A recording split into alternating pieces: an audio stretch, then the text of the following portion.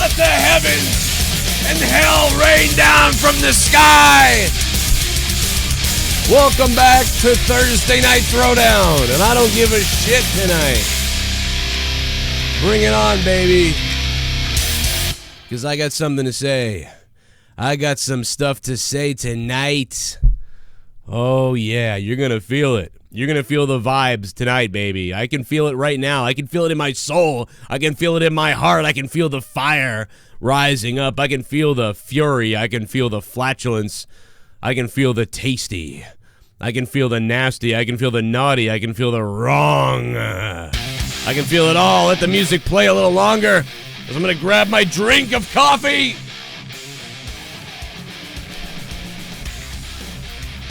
Don't let my enemies know that I've got a glass of cran on standby. That's right, Joe Cronin has a glass of cran on standby. It'd be helpful if I log into Skype.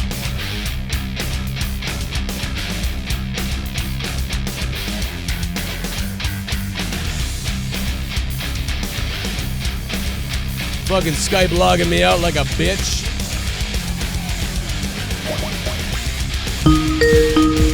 Do-do-be-do, do-be-do, dee-boo-dee.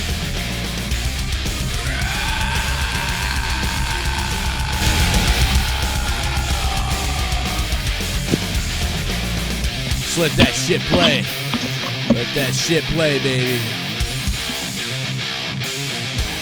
All right, the Skype is up.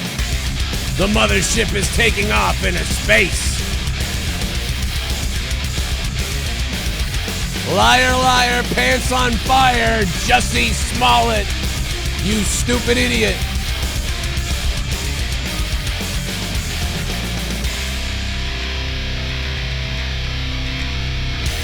Now, when a little while back, when Trump said something really dumb, I remember I called it out and I talked about it, and I had to hear from the dumbasses who were like, oh, what are you, a liberal idiot? And I'm like, nah, I just think for myself is all. That's all. I just think for myself. Not a liberal idiot, just think for myself.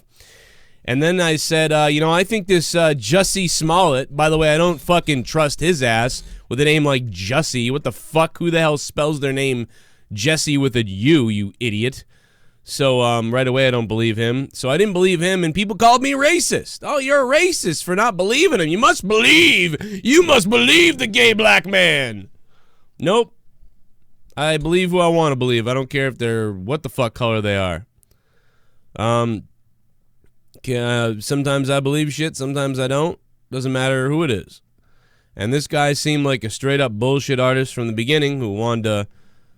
And, I don't think he wanted to start a race war. I think he just wanted to gain, just like everybody else does. Everybody wants to virtue signal. How do you virtue signal, right? Like, white people, it's easy. It's been very easy for white people to virtue signal, right? All they have to do is be like, oh, black people. Remember when, who's that fucking anorexic bitch? Anne Hathaway. Oh, yeah. Remember when Anne Hathaway, a woman was killed or stabbed by a homeless man? And the article was read, white man stabs black woman. And then Anne Hathaway came out and made this big statement about all this stuff and black people. And it was like, dude, this is not about race. It wasn't a race attack. It was just a homeless guy stabbing someone to death. Like, every day people kill each other, and it's not because of race. It's just assholes. But Anne Hathaway jumped on this big tangent to, like, make it in a race. And I said, wow, this was a hate crime? I didn't realize it was a hate crime. I thought it was just a homeless guy attacking somebody. And little did we know, it wasn't a racial thing. But Anne Hathaway made it a racial thing. Why? To get clout. To get clout and virtue signal. So how can you get clout and virtue signal if you're a black gay man? You're like backed into a corner. You just are loved. You're loved by everybody at that point. So if things aren't going your way kind of in Hollywood and you're trying to get more clout, it's kind of hard to do that because there's so many gay and black people that you're like, well, how the hell am I going to get above them? I mean, like, if I was a white person, I could get mega clout because I could, like, so virtue signal and it would be awesome. But I can't virtue signal because I'm already black and gay. So what do? What do? you tell everybody that you got jumped by a couple MAGA hat wearing fucking psycho redneck fucks. And that got you the clout you wanted. Except for it was all a lie. And you're a douchebag. Now, I really didn't care too much about this situation that much. I kind of just said, I think he's kind of lying or something doesn't seem right. But it was when I was attacked for being racist, for not believing the guy, like, right away. Like, what the hell does that have to do with it? I don't believe half of anything anyone says. Donald Trump's our president. I don't believe half of what he says. I don't, I mean, like, I don't know. Like, anyway, Troy, can you hear me? Yeah, sound good. Baby. Yeah, sorry, man. I'm like, yeah, call the other Skype, and then the fucking other Skype isn't on. I'm like, oh. Yeah, I was like, oh, yeah, good point. I forgot. And then you fucking forgot to turn it on. Because that makes us even. Yeah. God damn it. Empire is a good show, too. Everybody says it's a great show. Empire is a... Prayesh Moomdar says, Empire is a great show on the American music industry. Shame that Jussie Smollett... Yeah, it's just too bad, you know what I mean? It sucks that he did this. You know how many black people are actually treated like, you know, this stuff happens to them and other people, and it's like, this guy went out there and lied about it? You psycho. This happens to people. It does happen. You don't need to fake it. It's already happening. Yeah. To make that shit up. I'll tell you what, though. He was right. I fucking never heard this guy's name before this. Right. It worked in that sense. First I've ever heard of this guy. Not a good first impression. No. I'll give you props. I'll give you props, though. I remember you were saying that, and I was like, why are you kind of doubting the guy? But, yeah, you kind of called that one from the beginning.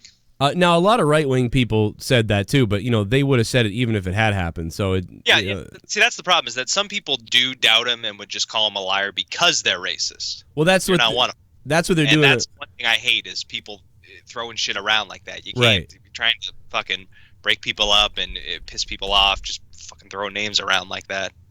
Yeah, and what they're doing now is they're like, well, even though it's too bad it didn't happen, but even though it didn't happen, you know, we still came together and everything. It was like, no, this is dangerous what you did. This is why he did this, because he could get away with this. It's also why certain people still attack people, because they think they can get away with it. So it's all just as dangerous. Everybody just needs to keep an open mind and remember, just because he's black doesn't mean he's lying or telling the truth. Every situation is different. You know, but this is what's happened because of the media's lies on every side. This is what's happened because of the stretching of the news by all the news. I mean, hopefully in the next 5 years, nobody will really pay attention to the news because we've realized this is bullshit. We got to keep that up. We got to keep railing on fucking media and mainstream media, because you're right, that is a huge issue. Stuff like this wouldn't have mattered even 10 years ago because there wasn't a circus about it. Imagine, or if this happened in this shit in like the 90s, unless it was one of the most random, rare cases of something going national viral. Like the media now, the instantaneous like craving for feedback and shit, and articles and clicks, and people wanting to know all the gossip that's up to date minute to minute. Right. Yeah, it's an issue. It just breeds shitty people. Yeah, I mean, for someone said in the chat, for weeks ago was the Covington Catholic School thing, and they couldn't wait to make those kids look like racist, MAGA hat wearing Hitler people. Like, literally, hey, Nessa, what's up? Nessa's in the chat. What's up, Nessa and Famous B and Michael Keane, Cash Martin? What's up, guys? You see, this is the danger, man, because they're getting white, like extreme white people to be like fucking crazy. Like they're getting them to be actually start getting crazy, you know? And you're getting people on the left to act crazy as well. And people are starting to do that, like, dehumanizing each other thing on the extreme sides, and that's creepy. Like, they need to stop. Like, both sides need to, like, everybody needs to wake up and just keep a level mind like we do here, I think. I have been attacking the left side more recently, but I explained that in a show yesterday I did with Bailey. I said, to me, it's because, like, I see that more. I see that attack more socially in communication. You know what I mean? I feel like I'm being attacked, so that's why I'm attacking that more selfishly. I have a favor to ask, Jonathan. Can we stop at least trying to stop generalize so much? Like when you say the left and the right, because that's when you start trying to lump people in and other people get offended. Because you and I are the same way, like you said earlier. Think independently. I think we both understand all the parties are bad, extremism's bad. Well, people think you're very extreme on the other side. People think I'm the other way. Yeah, and I am pretty damn liberal, but like I don't like the fucking Democratic Party. I don't like all the fucking extreme wackos. I don't like people that call people out, like call you racist for shit. Like, it's just, we got to start generalizing and lumping people in with other people that they don't want to be lumped in with. I worry about this guy's mental status. I actually feel bad. I don't feel bad for him, but like I feel kind of like worried. Like, this guy was in such a weird position that he felt he had to lie about this and have guys like beat him up, and like, what's going on mentally with him? You know, like, that's some weird shit. Like that, and you're gonna see more of that. You're gonna see this in like schools with kids being like, oh, you know, they were mean to me. I mean, you already see it all the time. You know, they were mean to me, or they did something to me when they didn't. You know, but then a lot of times I see in schools kids are attacked and then they don't do anything. So it's like, you know, like I see kids kicked out of schools for stuff they didn't need to be kicked out for. But then other times kids get away with everything. Remember when that fat bully remember that big, gigantic, fat bully guy was getting punched in the face by that little bully kid? I mean, I love that video, and he ends up just like pushing him over, and the kid's like, "Ah!" Yeah, I love that video. He body slams him. Not that badly. He picked him up and was like, "That's it, all right, bam." Well, then that kid got like removed from the school, and it was like, how can you remove this guy from the school for sticking up for himself? This kid was punching him in the face and attacking him and all this shit, and all of a sudden, like, you know, he finally pushed him away, pushed the kid down. The kid turned into a little bitch, and then that kid is still in that school, and the big kid's gone. I think maybe they both. Oh, wait, you're talking about kids? I thought you were talking about the video where it was actual adult, like the little kids like trying to act tough and come up on the adult. No, not that video. I think the one you're talking about was Australian kids. I know which one you're talking about. Yeah, like, body slamming him, like knocking the kid out with the backpack. I know that one too. Okay, I know what you're talking about. Stuff like that happens. They both got suspended for fighting. It's like, fuck. Like, at some point, you just gotta tell people to fuck off physically. You have to protect yourself at some point from anybody, like, you know, attacking you. I just wish people that fought, like, I got the subreddit like fight porn. You know, I like watching street fights here or there. I just wish more people like were at least smart enough to go, yeah, I'll fight you, but let's go stand on the grass. I don't want to knock anybody's head open on the concrete. Folks, if you ever go fight somebody in the street, just be smart enough to do it on the grass. Don't do it on the concrete. That's how you accidentally kill somebody and go to jail for 20 years. I'm like you in that way, that I always think of like the perfect situation. That's just not how things work. I've figured out. I used to be the same way, like, hey, let's put the knives down before we fight or whatever. But like, that's just not that's just not how it works. Like, people's adrenaline and shit comes out, and all hell breaks loose. Obviously, they're stupid enough to do it in the first place. Right. Yeah. People don't. When the primal side takes over on your brain, it gets pretty crazy. Like, I pretty much don't get into any fights myself ever, for the most part. But like, you know, I knew the kids in school that were looking for them, and eventually you do fight somebody, and it happens. The best example of it is hockey, because it's like controlled chaos, because you're out there and you're skating around, and this is the first times I got into fights, mostly was hockey.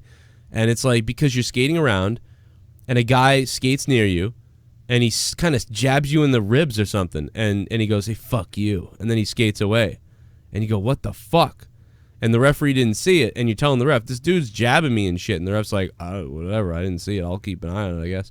And the guy just, you know, he keeps doing it, and eventually your like primal side takes over, and you just start being like, like, I walked up to the guy and slashed his hand, you know, and that's just what happens. It's weird. You don't think you're gonna do something like that, but eventually you do. I didn't think I would. That's why there is fighting in hockey, and I feel like most people that are against fighting in hockey aren't big hockey fans. I think there's few people that are actual like real hockey fans that are against fighting. There's so few people, because you understand the fighting is there to kind of prevent that, as almost a deterrent. Like, hey, don't be a piece of shit and like take cheap shots on people, because if you do, he's gonna fucking punch you in the face legally. And it's okay. Fighting in hockey. You've been to a hockey game, you see how big they are, how fucking fast they actually move. It's fucking dangerous. Yeah, but like in like soccer, get hurt. I feel like soccer's the other way, where it's like it's not really allowed. So you see it eventually does boil over and they do fight, but there's like, it's not supposed to happen, but it does, because all there is soccer fans are just crazy players. Well, you know, my theory with soccer has always been that it's so fucking boring most of the game. So then if your team loses because a referee held up a card, I'd be pissed too. Like, fucking what the fuck? Yeah, you're right. Like, missed calls and shit like that matter so much more exponentially when the score is 1-0.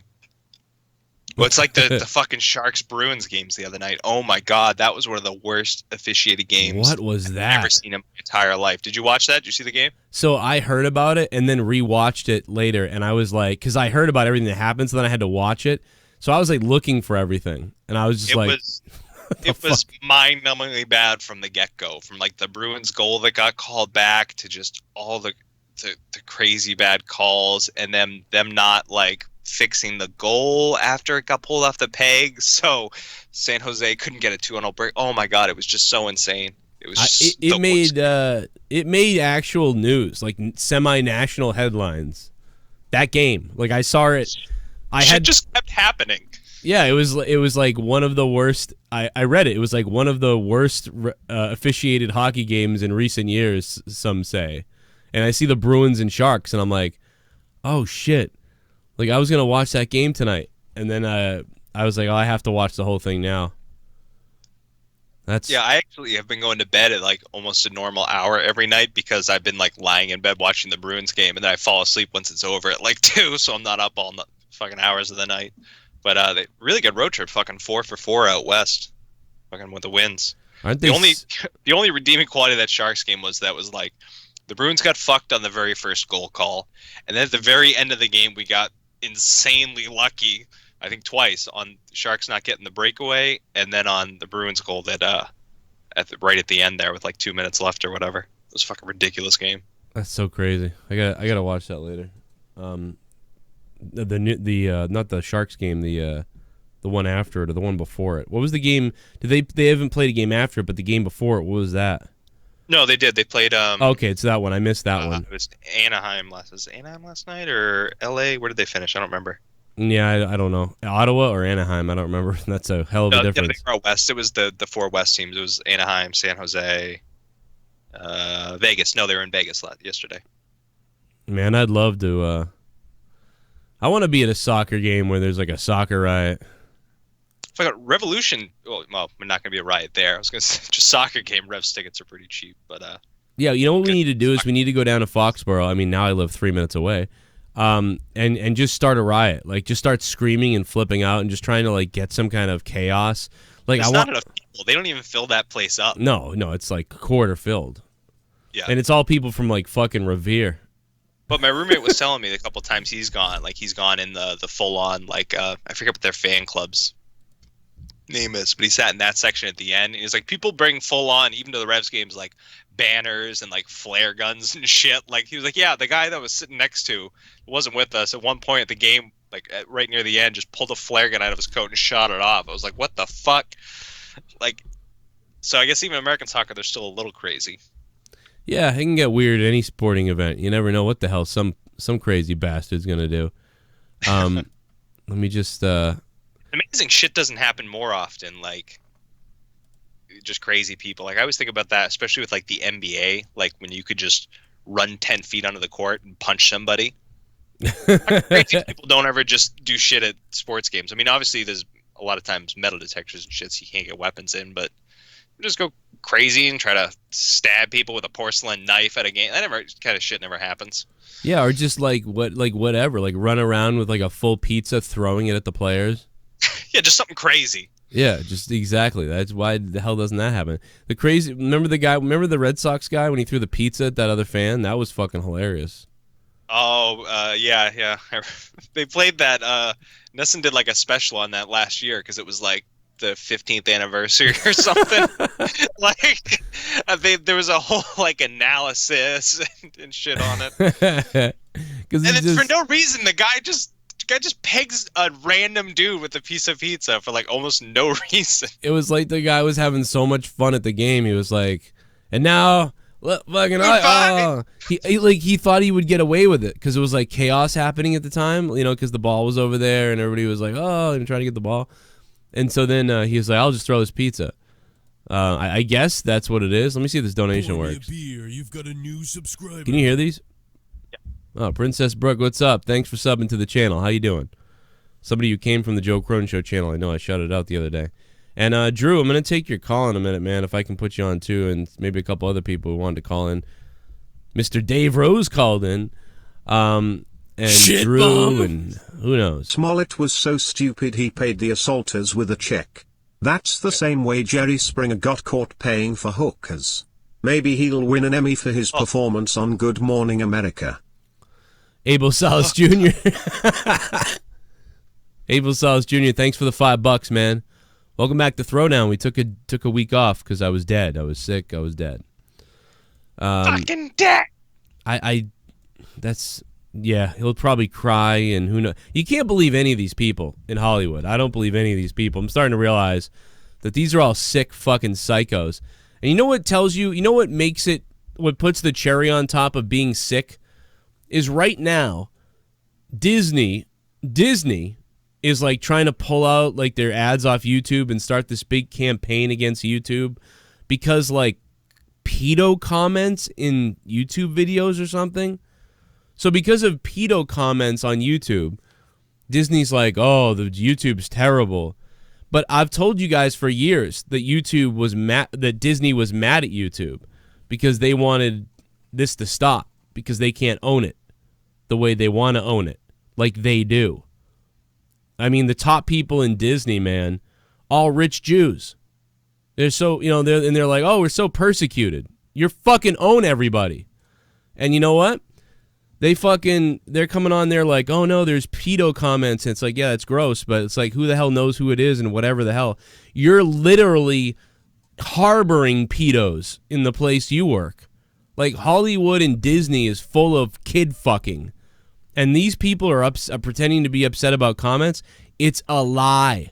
It's a front because they want to take down YouTube. They want to own this fucking place. They don't want regular people to have shows on here like we do. They want to own the thing. That's why Google bought it a while back. And slowly they've been selling us down the river to the big corporations of Hollywood and the pedos of Hollywood and all the sex trafficking psychos. Anybody who ever has anything to do with trying to bust sex offenders or sex trafficking or whatever, those people all get like fucking destroyed. Like almost everybody. It's insane. Ashton Kutcher's doing a pretty good job. Not really. But he is one of the only ones that I'm waiting till they find his body. And I wonder, it could be a front. It could be a front, like for them, like, yeah, create a show where you do this and it's a front. Maybe. But seriously, like, where's Ashton Kutcher? He's like on Netflix, hidden away. There's shit somewhere. He can't get roles. I actually like that show, to be honest. No, I watched the rant. I thought it was pretty good, but didn't they have like a racist guy on it? They said some guy was racist or something, right? Didn't they kick him off for that? Oh, Hyde, yeah. Danny Masterson, actually. Oh, yeah, but what did he do, though? Did he really? I don't know what he did. I don't remember. Yeah, that was like 2 years ago. At this point, there's more important people that fuck shit up worse. Wasn't it something to do with sex or something? Like a girl he just like was creepy? I think you're right. I think it was like harassment or something. Yeah. That's actually a whole little acting family. You know that? Hyde from that 70s show is brothers with Francis from Malcolm in the Middle. Oh, yeah. And their stepsister is Lana from The Walking Dead. I think for a second, Leah was watching that for like a second, that show. I remember that. Which one? He raped someone, says Monday Nitro. Oh shit! I can't see that, but there you go. If he raped someone, then I could see that. If you actually rape someone, like that's like legitimate. Like I could see you losing your shit over that. But like just comments from like 15 years ago where you called somebody something weird, I don't get that. Yeah, like the fucking James Gunn shit. Yeah, the James Gunn stuff, but that was kind of payback for him being a cocksucker. But yeah, I agree though. I still don't think he should have been in trouble, but he thought people like that should be in trouble, so then he was in trouble. So I thought that was kind of funny.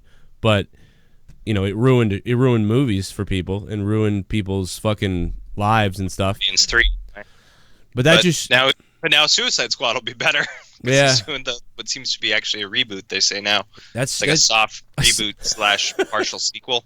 A reboot. Fucking weird. That last one was so fucked up. They had like multiple directors, reshoots up the ass. Dude, Hollywood's a mess now. They can't get shit right. That was Justice League. Suicide Squad was just No, Suicide Squad had major problems, I think. But they didn't talk about it publicly. Well, I think through development, yeah, but they didn't replace the director and stuff like with Zack Snyder and Oh, really? I thought they did. Joss Whedon. No, but you're right. There was lots of trouble in production and shit. Obviously, it shows because that movie's a mess with 9 half storylines and wasted characters and bullshit. But no, let's see what James Gunn does with the sequel. I imagine it's like a soft reboot because maybe they'll be able to keep like Will Smith. I think the latest news was Margot Robbie's not going to be in that anymore because she's got the fucking like 2 or 3 other movies or 2 movies in a show she's doing or whatever.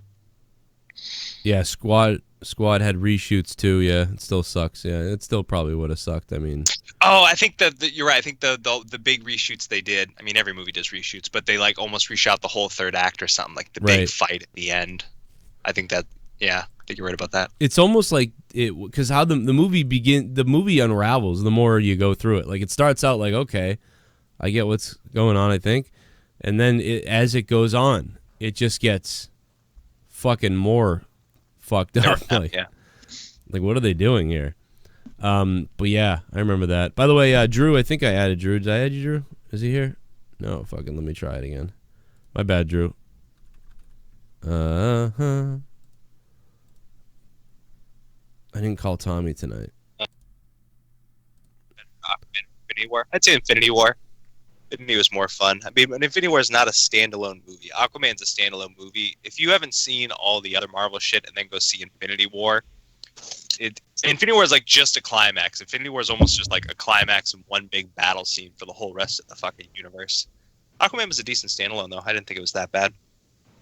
No, I thought Aquaman was pretty good, but yeah, it's way more awesome if you see all those things and then you go see Infinity War. Like that's fucking cool. Actually, I just saw the other night on the way home from work. I stopped off and saw Alita: Battle Angel Alina. How was that SJW film? I was actually surprised. It was better than I expected. The action was really good. There was a bunch of good action scenes, a fight scene. They basically play like Rollerball. If you remember that shitty movie Rollerball. Yeah. The action was really good. The visuals were actually great. I saw it in IMAX because I have the AMC thing, so all the movies I see are free. Right? I pay $20 a month for whatever. So I saw it in IMAX, and actually, on a rare occasion, I'll say it's worth seeing in 3D because it takes place in like the 26th century, and there's this floating city, and there's a whole. It's filmed that way. It's filmed to be in 3D. It's not like the last Star Trek movie. It's because it was James Cameron. James Cameron produced it, so it had a decent 3D. But it actually looked really good. There was a couple scenes, like one takes place up on the in the sky on the rail or whatever, and I got kind of half vertigo from it. Like it actually looked really good. It's worth checking out. It's surprisingly good action movie. The dialogue was a little weak, but had some funny moments too. It was Robert Rodriguez, so good action, some funny parts, but some weak moments of dialogue and whatnot. But it's pretty good overall. It's worth seeing. One of the better action movies I've seen lately. I know all all the conspiracy people are going to be thinking, what was the brainwashed social justice message in this movie? Because I know there had to have been one. What was it? Don't like recycle, or what was it? Oh, it's a rich versus poor thing. It's kind of the movie it usually gets compared to is remember that Matt Damon movie Elysium, where it's like all the rich people live in the floating city. That's kind of what this is. So there's the city that floats up in the sky, but then everyone else lives in the shitty ground city under it that's poor. Right. It's a rich versus poor thing for the most part. Okay. Figured it'd be something. But but which isn't a bad thing because we are mostly all poor. So, I mean, it's always boggles my mind when people are like, well, that piece of shit, well, you're kind of like poor, By the way, I can say the biggest drawback I had before it was that it looked really weird. Like she looks kind of weird. It's motion capture. The actress Rosa Salazar isn't actually in it. It's mocap like with Smeagol or whatever. And she looks kind of weird. Like she's got big eyes. Yeah. But I'll tell you, if that was a drawback to anybody, they kind of explain that. There's a reason she looks a little bit different. And after a little while, you don't even notice anymore. That actually blends in with the rest of the environment and stuff. So the CG is actually pretty good. It's definitely worth checking out. I heard a lot of people say, like, I almost wish she just had regular eyes. It would have been better. And then why doesn't other people have those eyes who are like, whatever? That's what I thought in the trailer. But it makes perfect sense in the movie. And honestly, you forget about it. It works. I like it because it's different. It makes it look separates itself a little bit because she looks different. Yeah. But anyway, we got a couple people on the phone. Let's go to. I called Tommy because I didn't know if he wanted to be here, so he answered. So I assume he does. Hey, Tommy. Hey, Joe. How you guys doing tonight? I'm doing okay, man. I'm ready to throw down on somebody's fucking face. I understand that there was a positive outcome with the with Honestly. Oh yeah, people loved it. People loved it. You know, I figured if we had done an episode, I mean, I know you've been busy because you've been moving and stuff like that, but how positive of an outcome?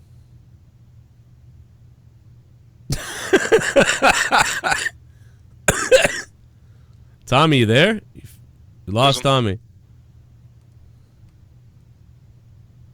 Was he ever here to begin with? I mean, really? Hey, Tommy, you're frozen, buddy.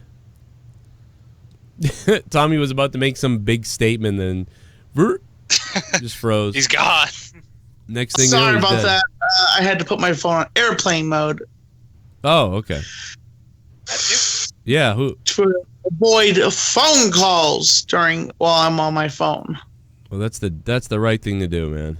Because that vibrating, man. That's the vibrating Jussie. Still works. That's the vibrating Jussie Smollett's gonna have in his ass when he goes to jail. Ooh, what did Jussie Smalls do exactly? I don't really watch the news. Jussie Smalls. Samson Smalls. Samson Jussie Smalls. Smollett. What'd Samson Smalls do today? Some people say they don't like Samson Smalls, but I would say, hey, Samson Smalls never accused anybody of fake assault. What's up, Samson Smalls? Oh, so what were you about to say? You were about to make some kind of epic statement, it sounded like, and then it just kind of went away. And you died. I was asking how positive an outcome was it exactly? The episode came out and people listened to it. Oh, people really liked it, man. I think it did really well. You know, it was a really good. It was only 45 minutes, but at least we'll be back to doing that show more consistently now, and people really liked it, man. A lot of people increased pledges to hear it. They were like, I was waiting to increase my pledge so I could, but I didn't want to do it until there was a show to listen to. I'd tell you what the numbers are, but Patreon is once again down for maintenance for the 9,000th time. It's all week. Interesting fact, when we were doing the episode and I saw it was almost 8 o'clock and I know I was getting on another topic, and I know that you had a little bit to say about what the subject we were talking about. So it's like next time on Dragon Ball Z, I kind of did it like that, but I was like, folks, if you want to tune into more of Honestly Podcast, wait for the next awesome episode of Honestly Podcast. Just to catch the viewers and to keep them on the edge of their seat for the next topic that we would have for our next episode. I thought it was a good. Call because I was like, I really got to get out of here, but then I wanted to go into it, so it was good that you did that. I got to my little SmackDown review on time. Well, it's not a little review. It's the Joe Cronin review. It's where Joe Cronin can take a bite out of WWE and be like, does this taste like shit? Because I want to fuck it in the ass. Oh, I think Troy knows that's a sound clip. Does this taste like shit? Because I want to fuck it in the ass. What do you think about that, Troy? That's got donation material. You can work a song around that. Think I can use that? All right, well, hang in there, Tommy, if you'd like. Let me go over to fucking Drew for a second. Drew, what's up, brother? Man, other than being wiped the fuck out, I'll tell you, man, it was a long fucking week for me. But, I was going to ask you guys, with Roseanne, she says one little thing on Twitter and is like fired in an instant. Mm-hmm. This guy, this story's been out for days, and he went back to the set of Empire and started filming more scenes, and they're just exploring their options. Got released a couple days ago. Got released from jail. Yeah, but you're misunderstanding. The law will come after you if you break the law, but socially, he's not in trouble on the show or kicked off the show. No, I'm saying I thought I saw something. The show like released him or something. I thought I saw that. I just read this evening, and it was updated today, and it said that he was, he went back to the set, and they were still exploring their options. I'm like, that just seems weird. What is it? Because he's gay, or because he's not Caucasian, or is it because of something I'm not getting? I will tell you right now, and everybody knows this. All our black friends know this. All our friends everywhere know this. If a white guy said that these black guys beat the shit out of me for wearing my MAGA hat out of nowhere, these black guys, these racist Black Lives Matter guys tried to beat me up, and he was an actor in Hollywood, and then first of all, nobody would have cared, but second of all, if then it came out that he was lying about that, he would be gone. Exactly. Gone. Now, what Roseanne did may not have been as bad, really, as what this guy did, perhaps. Sticks and stones. But in the court of social shit right now, people still just, it's like they get way more offended by that. I mean, she was on Mike Tyson's show the other day, Roseanne. It's not like Roseanne. Okay, bro. It's not like Roseanne is like some kind of crazy racist person. She's just kind of an idiot, like at this point, or she's kind of like tapped. I think. But this guy could have stirred up some sort of racial war or hate crime sort of thing, and he got caught, and so it was potentially averted. But I mean, to me, that's a little more worse than a couple words on Twitter. Yeah, maybe that's just the way I'm shaped. That fucking words don't bother me near as much. I mean, Hulk Hogan said something. I'll tell you what the difference is that ABC, by instantly firing Roseanne and taking a stand against her on what she said, looks good. I mean, they look better for doing that. Fox just firing him for that, what viewers are they really going to gain?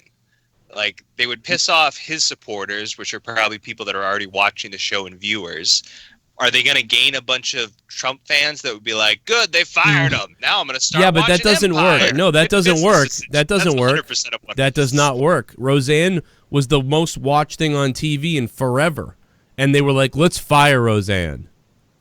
Like, that was, why would you do that? It would make them look better. It didn't. They wanted to avoid any conflict and thought they'd look better if they just did it ahead of time. But that didn't make any sense. Look at Tim Allen, for instance. Look at Tim Allen. He had the most highly rated show on ABC, and until Roseanne. What? Roseanne was rated higher once that came out. But yeah, I know what you're saying. And they terminated him, and Fox picked him up, and they started the show over again. But, it shows you that the bias always shows if you step towards the right in Hollywood, you're going to lose your job.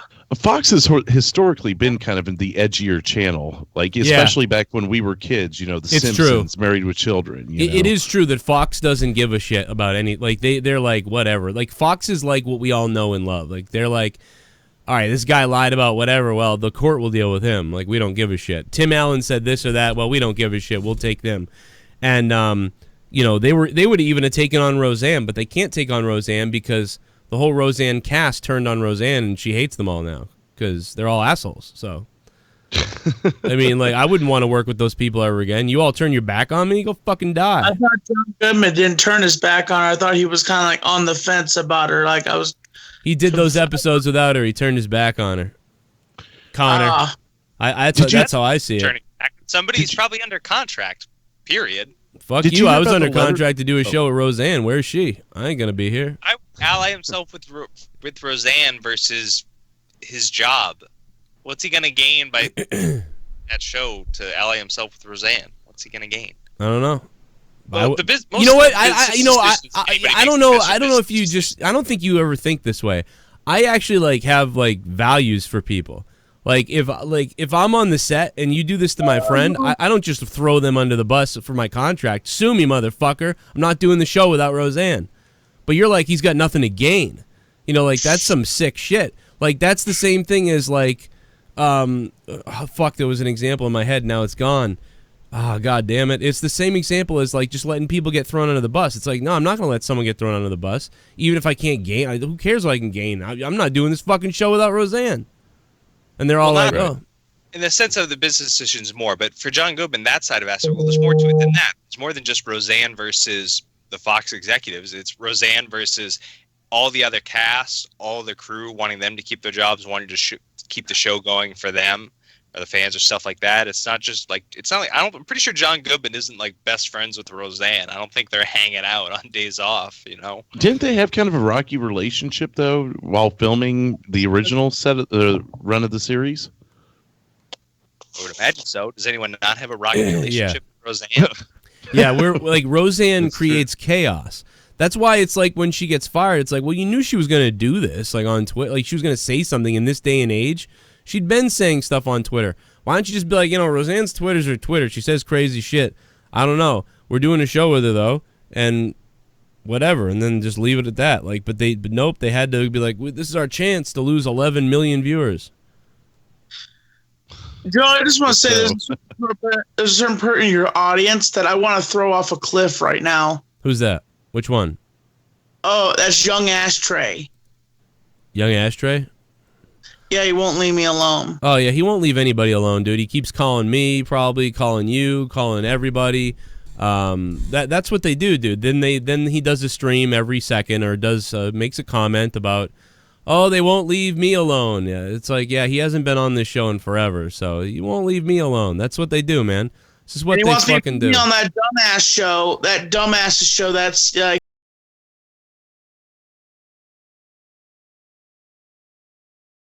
all right, I apologize. But so it's just like, this is what they do though, Tommy, I'm hoping his dad dies soon, so he's at the funeral and I can see a tear roll down his eye.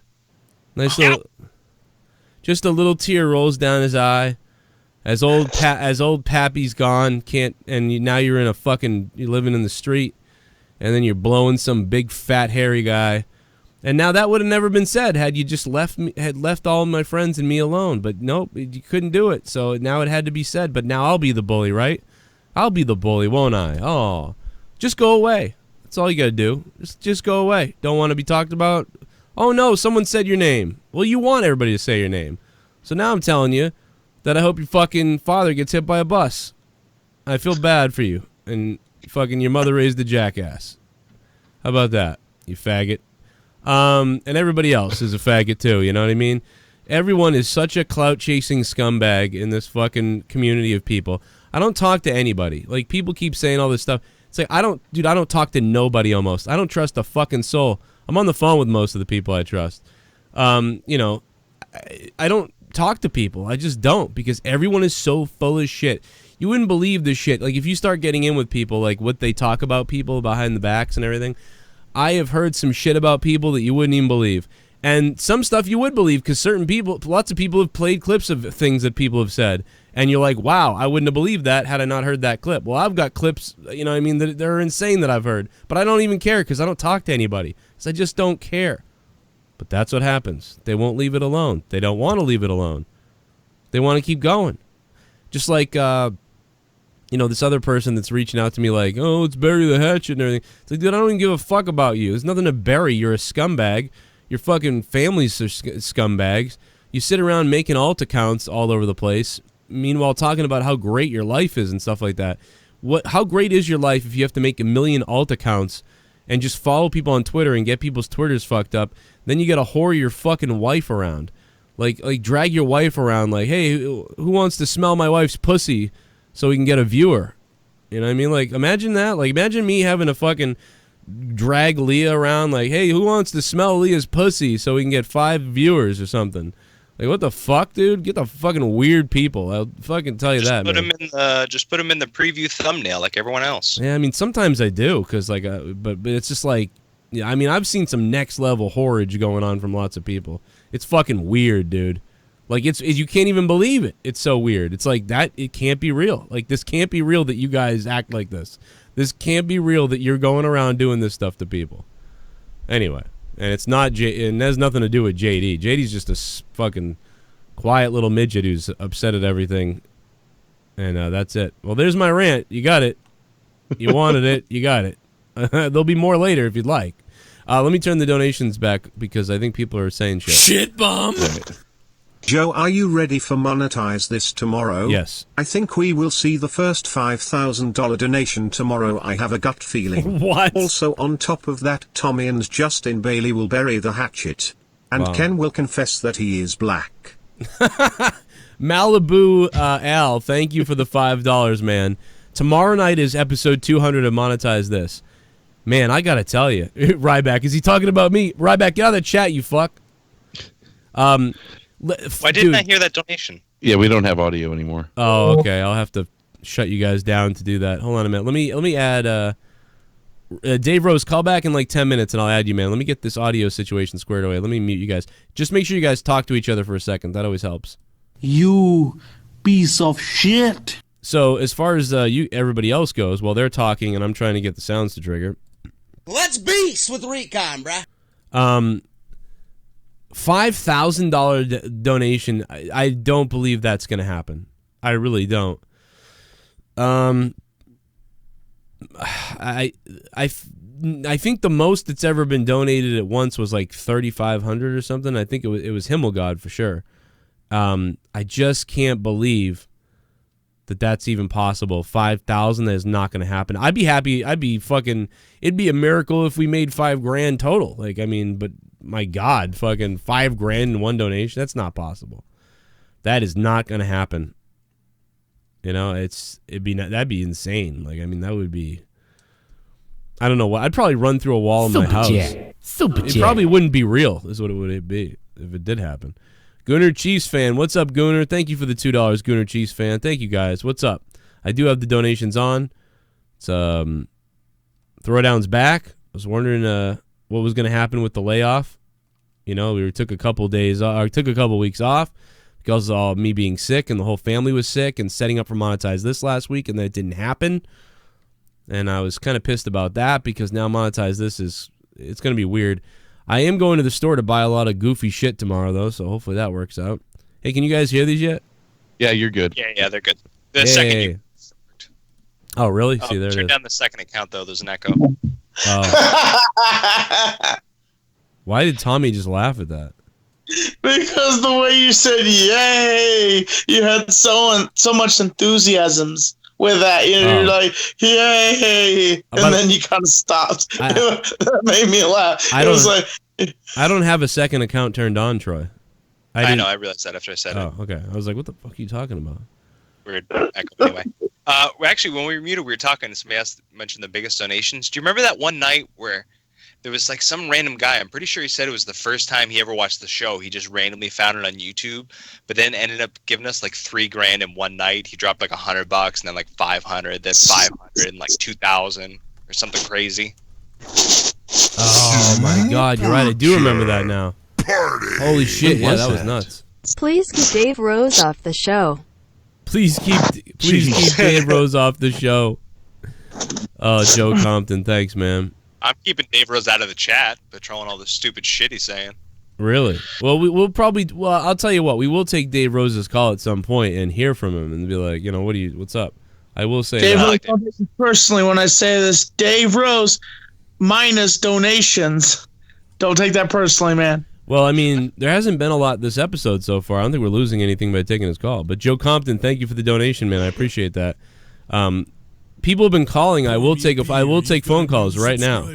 Stevex Drama and Archives, what's up, man? Thanks for coming over from the Joe Cronin Show channel over here to here. What's up, man?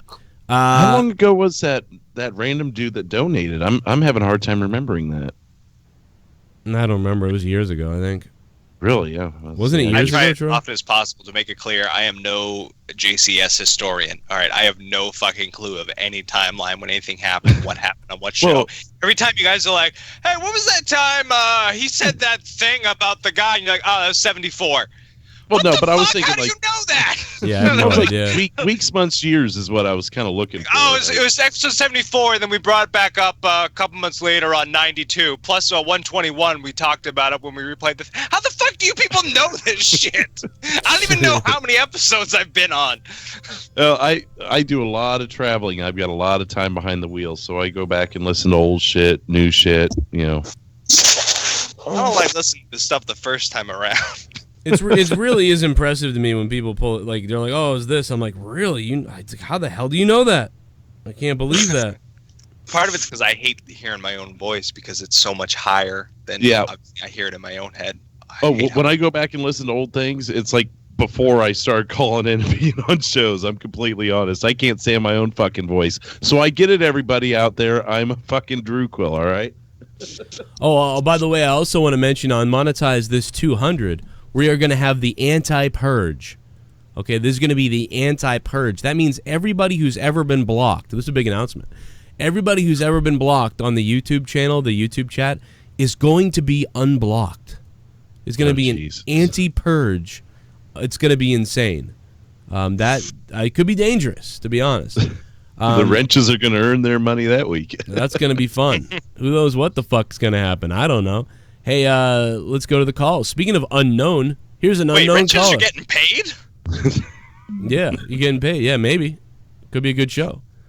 We got to go to the phones real quick, but I got to plug in my shit first, so hold on a minute. While you do that, I was going to mention one other thing. Did you guys hear about the letter that was sent to the set of Empire that had white powder and a picture of a stick figure on a noose? What the fuck, dude? Wow. So that is fucked up. That's fucking weird. Let's see, find that guy and put him in a fucking prison, too. Hey, unknown caller, what's up? Hey, what's happening, man? It's Big D. What's up, baby? Joe? How are you, man? Hey, I'm doing all right, man. What we got to do? How much money needs to be paid? We got to. I'll be going to get Minnesota Viking fan on, Route 200. Minnesota Vikings. We do it. Yeah, he got banned until June. So yeah, I don't know who was the one.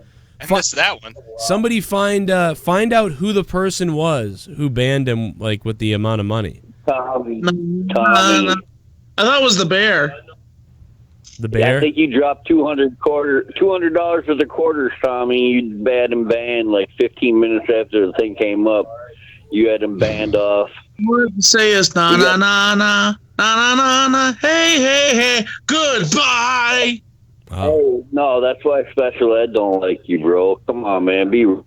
We're having a good time here, but that's just kind of raw because I think he's been with you, and I think a lot of us have been with you and treated you like a brother for like the last 6 years, 6 years, 5 years. What are you talking about? He treats me nothing but garbage and talks shit about me all the time. He deserves to be banned off this show.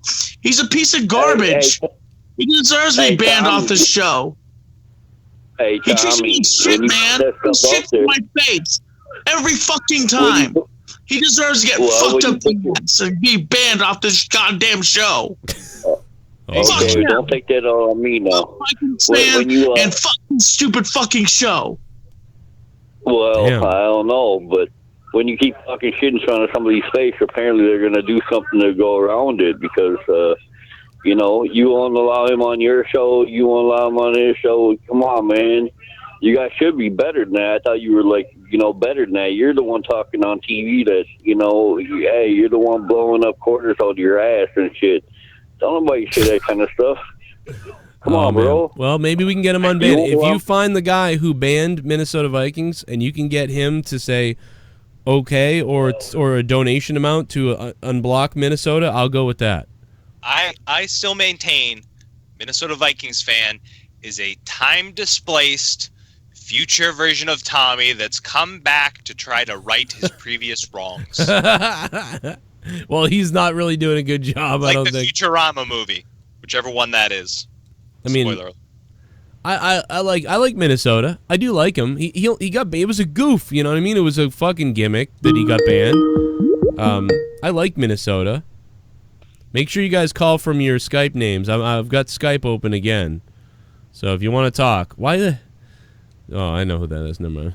I was like, what the fuck is this? I was just talking about him. Then just give a call. But don't call from the unknown number because I'm not going to answer the unknown right now because I feel like that's just him again.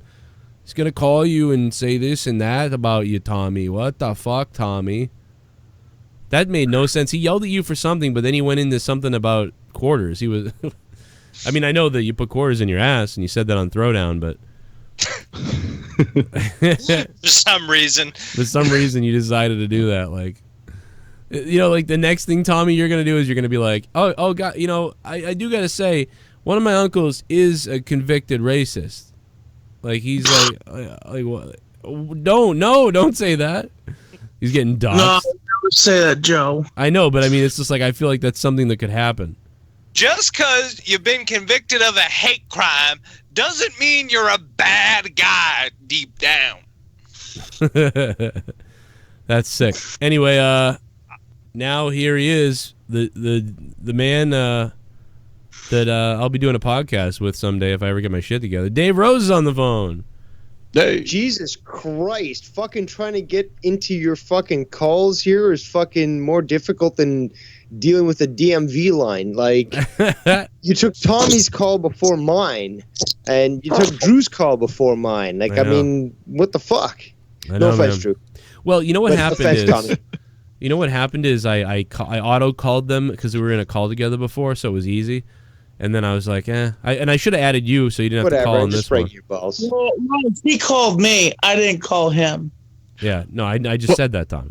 And in all fairness, Dave, the point you've got to make is probably worth bringing up after all the other stuff's been brought up. It kind of works out. Yeah, because we have already gone through all this stuff, and now you're going to have some massive opinion on it probably, so that's going to be good. All right, well, let's do this. If you start to look at the information in regards to the Smollett hoax, you'll see that he's been associated with Kamala Harris, who's also another individual that's running for the 2020 presidential, Democratic presidential campaign. Wow. And she also doesn't run her own Twitter, and her intern sucks at covering that up. Well, speaking of sucking, she got into her position, and this is already proven, by basically sleeping her way to the top. Really? This is information that is freely available. There's actually a lawsuit going on right now about this. I believe it's a politician in California, because she's a senator in California right now. But I can't remember whose dick it was that she specifically sucked. It was a mayor, I believe, that got her into the position that she's in.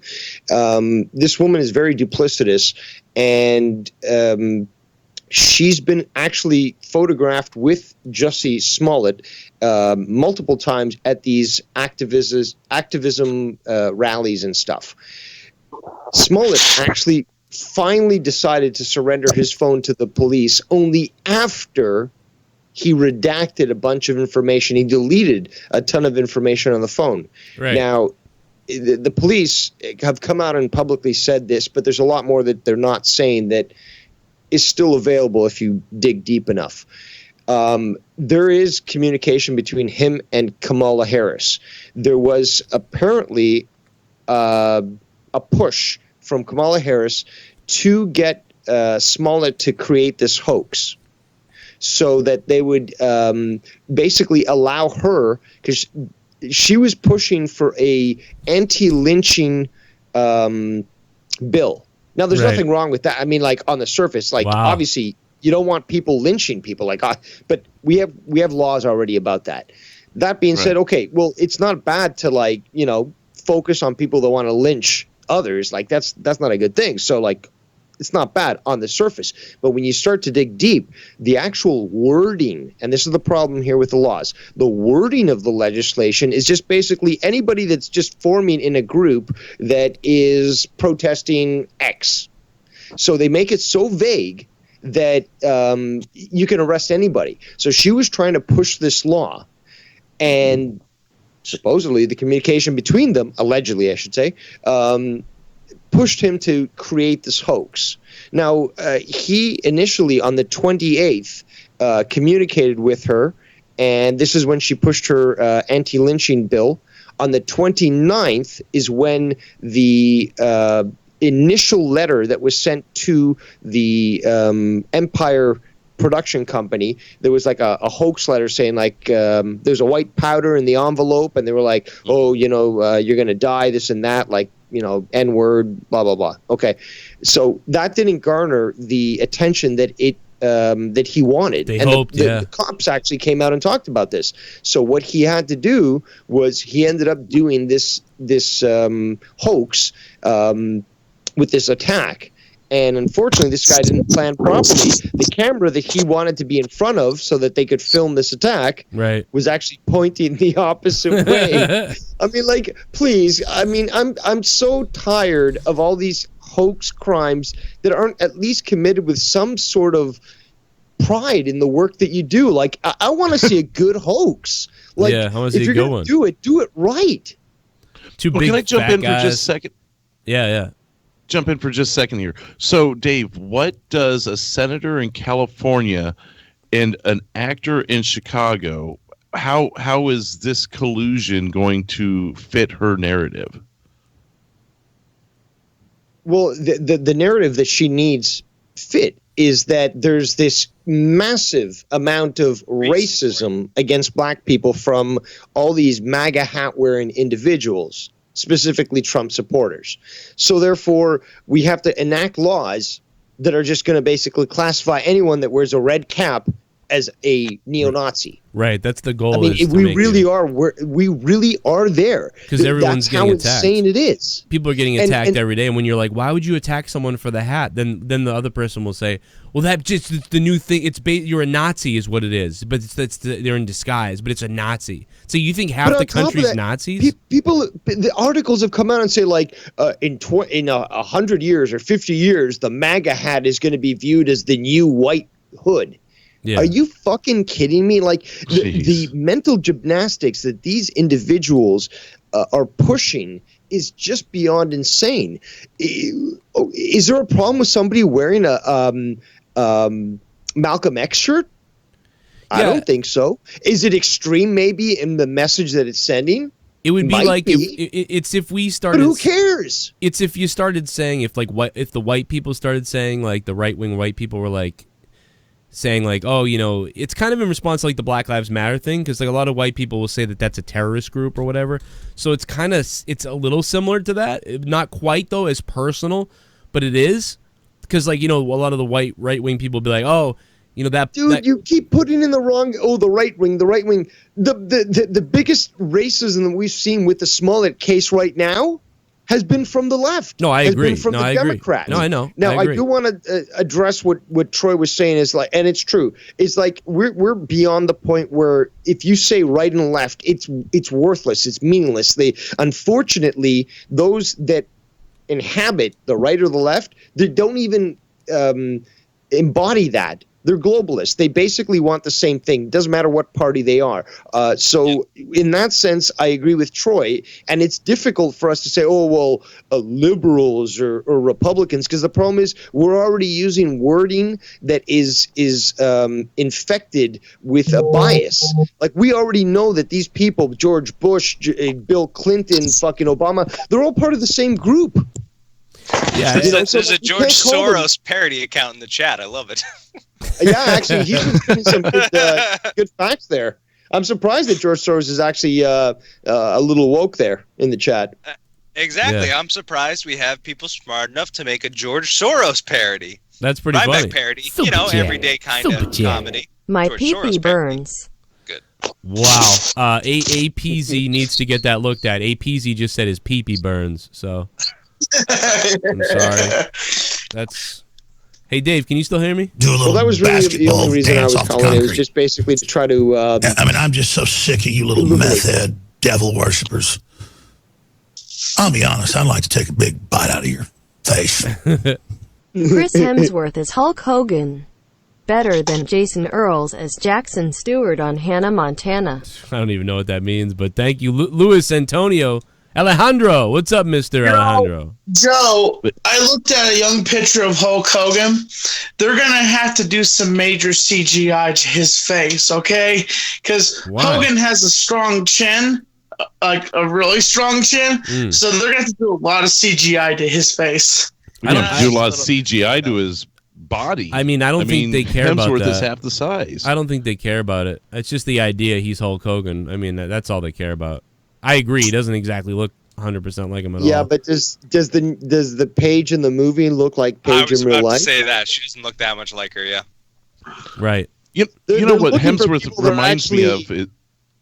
What Hemsworth reminds me of is the guy that did the Hulk Hogan parody for WWF back in the 90s when they were doing the Nacho Man and the Huckster or whatever. That's what he looked. He looks like the fucking fake Hogan. Yeah, but you know what? They're looking for people that look good on camera. Fuck what they look like in reality. They want the audience to actually enjoy themselves and not see cellulite, you know? Well, I mean, my question is, okay, if you're doing a whole entire movie, what? Nothing. Exactly. If you're doing a whole entire movie about Hulk Hogan, who's playing Andre the Giant? Because Andre was a big part of Hogan's life when he was in the WWF. So are they going to just focus on specific matches? Or, you know, what wrestlers are they going to have featured in there?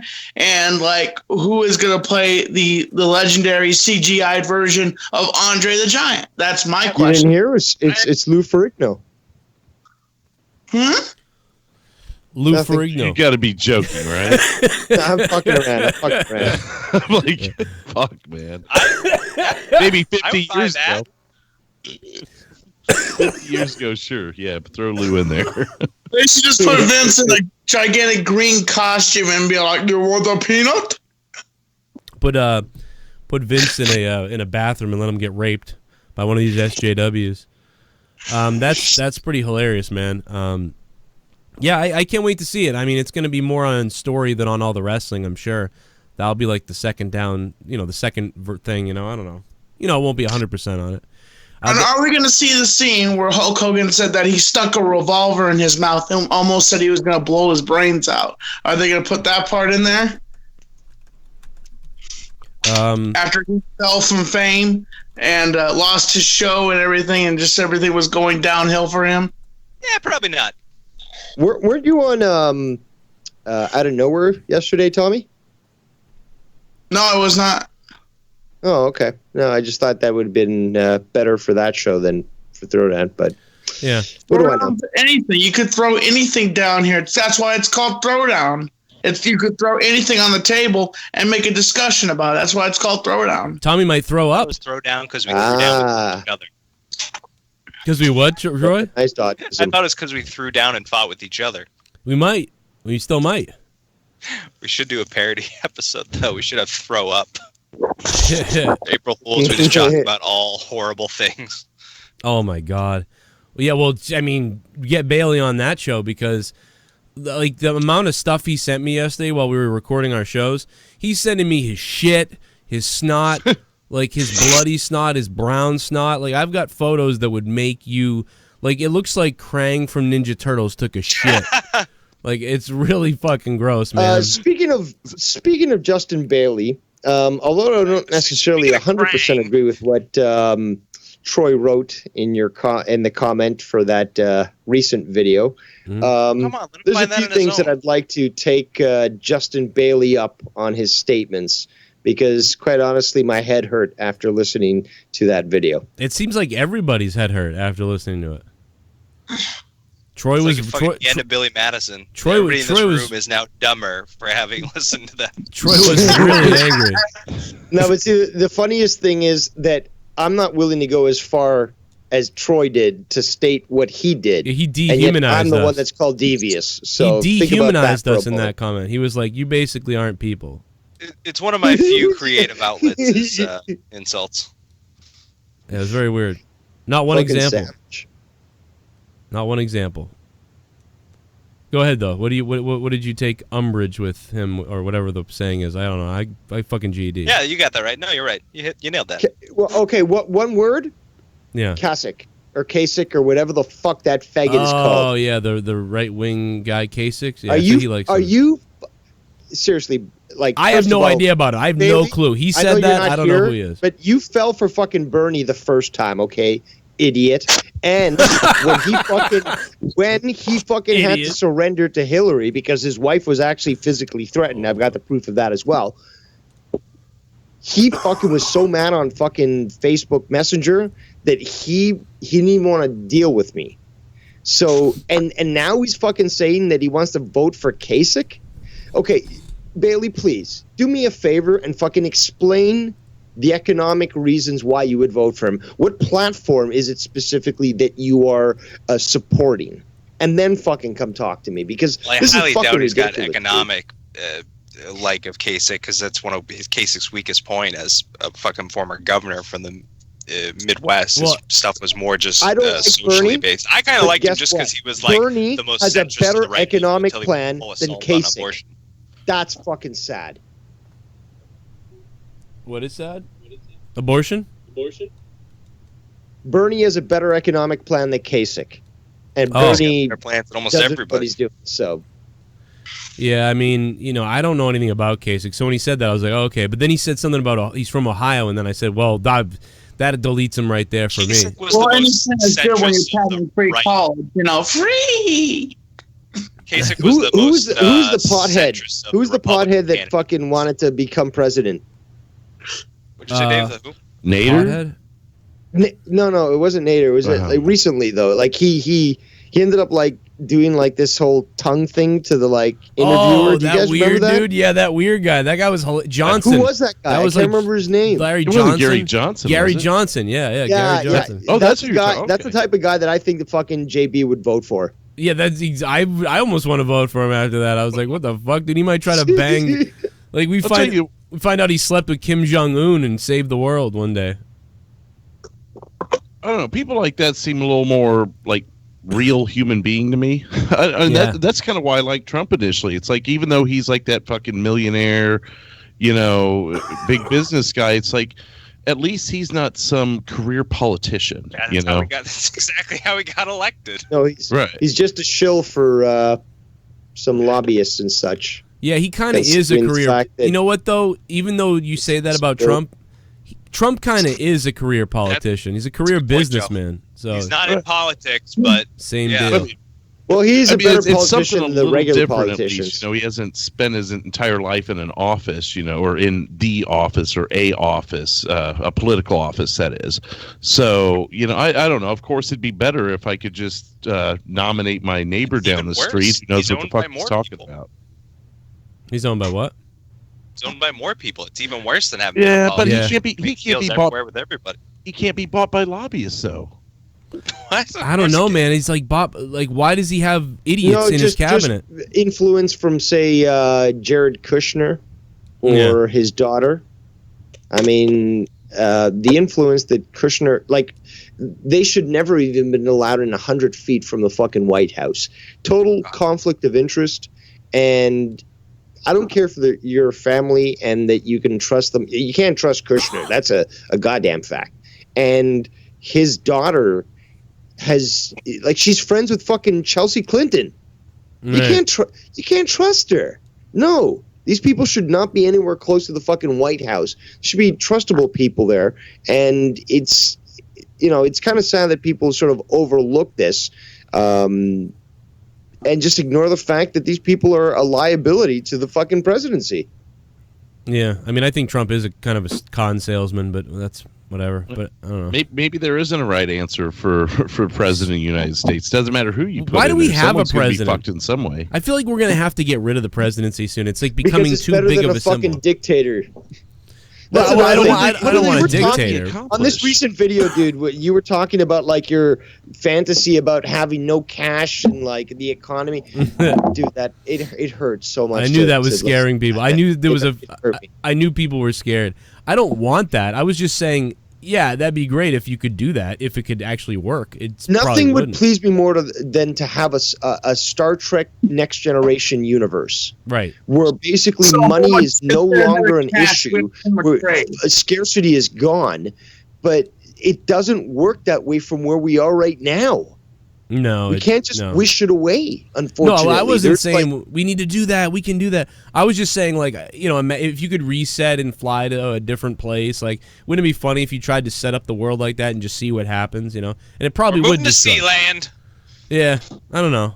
It'd be destructive probably because it's like we're inherently just fucking insane. Dude, so. if we could have found the perfect economic and political system, we'd be using it right now. Right. The problem is, you know what the problem is? It's not the systems. It's humans. There's too many fucking people. And yeah, we all suck. No, it's not just. It's not the number of people. It's the way people think. They want to always eventually be an individual, and no matter what kind of system you put together, it's always going to conflict with that desire of that individual to be free to a certain extent. Except in Japan, they got that shit on lockdown because they're all the same. Yeah, and look at how fucking their fertility rate is falling and their birth rate is falling. I mean, eventually there's just going to be robots in fucking Japan because nobody's fucking anymore. They're doing that right now. Because they keep throwing all the girls out the window and like, oh boy, you know. That's China. What? Jesus Christ. Oops, my bad. Oops, I'm racist again. I'm not racist, Joe. Again. I called him a gook. Oh, baby. Oops, he's racist again. Sorry, Tommy. I know you're not racist. Shit bomb. How many black people are in someone North who Carolina? sent that letter to Empire Set was also Jussie Smollett. He sent that letter first, and when there was no reaction by the producers, he orchestrated his assault. He's facing a federal charge for mail fraud also. Wow. Fucking shit. That's fucking crazy. Yeah, I said that, but thank you for donating nonetheless. Also, a minimum of 3 years of imprisonment just for the they called it sort of like a disruption of the public. I can't remember the exact phrase, but there's still the USPS that has the ability to charge them. And Louis fucking Belma. FBI. Oh, they don't fuck around. Yeah, What it is filing a they're false gonna hit them report. hard. If they're gonna do it right and they're not influenced politically, they're gonna do what they do to everyone else in the same situation. They're gonna hit them with a fucking 10 to 15 year consecutive fucking. Dying laughing, imagining that Thor is gonna say the N-word. Also, whatever happened to the Benoit movie Crossface? I always imagined the ending to the movie is a camera zoom out of Benoit hanging himself with rain and lightning with his theme song playing. Oh my god! Oh my god! We know why that's not out. Oh my god, dude! Damn! Stan Kennard just painted that through a donation. Somehow just haunted me with that. That was, oh my god, dude! Jesus Christ! That's damn! Oh no! I regret this. Oh no! So you just ruined it. Like, it was so romantic in a way, in a sick way. Like what Stan, what he just said. I would recommend that anybody that might be smoking marijuana around you not be around when you do your jokes, because it definitely kills the buzz. Well, Dave, it's disorderly conduct for falsely claiming. There we go. Making a false statement, basically. That's just the one and charge. It's so far. It's a 3-year maximum, by the way, not minimum. Oh, sorry. But that's just the one charge. Let's just wait till the FBI and fucking Postal Service decide how they're going to charge the guy. Right. Well, I don't see how this guy could be facing a long time in jail. I feel like he won't get anything. I feel like it's going to just be like, oh, oops. Another thing that kind of bothered me about this, Mr. Is it Smollett? Is that how you say it? Smollett, whatever. Smollett. I just can't get over his first name, dude. I don't trust anybody who puts a U in Jesse. Fuck you. Go fuck yourself. Is it Jussie? Is it Juicy? Just what is it? I'm calling him Jack Off. That's it. Well, the state. Man, but I'll see how monetize this 200, buddy. All right, Tommy. We'll see you tomorrow night for 200, man. Love you, buddy. See you, buddy. You guys have a good night. All right, go jack off. You too, Tommy. Thanks for interrupting me for the 5th time tonight. He's gonna jack off. No, the statement that was released, it's Mr. Smollett is a young man of impeccable character and integrity who fiercely and solemnly maintains his innocence and feels betrayed by a system that apparently wants to skip due process and proceed directly to sentencing. You have not been sentenced, dumbass. Oh, hey. 2007. He was stopped by the cops. He gave a false name. He gave his brother's name. Really? And got charged for that as well. Nobody's talking about that. Wow, this guy's fucked up. How many people? This guy's got a record of fucking lying to the cops. Jesus. And just lying in general. The problem is when you go, They're not allowing due process. Not, I didn't fucking do it. Like, that's the problem. Yeah, do you think? Yeah. No, give me due process. Is quite You're telling. supposed to be saying you're innocent. I didn't fucking do it. This is fucking nuts. Well, so Not due process. here you've got your two buddies, which, by the way, the three of them together look like the new gay, but or new gay. I'm sorry, but so these guys call them an hour before, call them an hour after. They have Uber charges that put them right at the scene of the beating or whatever the fuck it was, and then he gets arrested for all that coming out. By the way, in the 47th hour of the 48-hour hold, if they would have shut their mouths for another hour, they would have gotten away with it, or at least for longer. But all this shit comes together, and he's whining about why he got arrested. I mean, but you haven't been sentenced. So what the fuck is that statement? Also, look how he and others basically said, you doubt his story, you must be a conspiracy theorist. Yeah. You must be a homophobe, a racist. Immediately, as soon as this guy announced the story and people were starting I to was called saying, a racist. Well, I was called a believe racist. I had a guy email me and say I was a racist and he's no longer listening to me because I wouldn't support Jackie, whatever the fuck, Smollett. I'm like, what are you talking about? I don't even know. He might be telling the truth, but it seems fishy, is what I said. Well, that's you're the talking funny about a thing story is that from they a couple immediately, weeks ago. even before the facts were out, even before it became known that it was a hoax, any criticism of the story was immediately labeled as homophobic, racist, whatever, and you start to see a pattern with basically what is called the fake news, is that you cannot criticize what they say, but when the story starts to come out, they bury it. It becomes a memory hole, as they call it. They just, flush it away, and we're not going to ever talk about it again, and we're going to just, try to move on to the next subject that sort of like causes outrage. And here's the other weird thing is, like, they attack conspiracy. It's a conspiracy theory and all these things. Well, they're actually cutting down on conspiracy theories on YouTube. There was an article earlier about dealing with the conspiracy theory problem on YouTube, trying to get rid of videos and channels. Why? And again, I said this when it comes to flat Earth. So what? If some people want to think the Earth's flat or blue or green, whatever the fuck you want to think, why is there a massive undertaking to take down those videos and channels and to stop people from seeing them? What? Because there's not. I'm going to stop you there. No, there is. There's not. There is. The reports are all what YouTube said is they were going to stop recommending them. They were going to stop recommending them and putting them at the end of other videos for people to watch. No, but they weren't removing them at all. They weren't blocking them at all. They're removing them. They're stopping them from being recommended. So they're not taking them. Troy, they've changed the terms of service on it as well. They've changed the terms of service in regards to what you can discuss.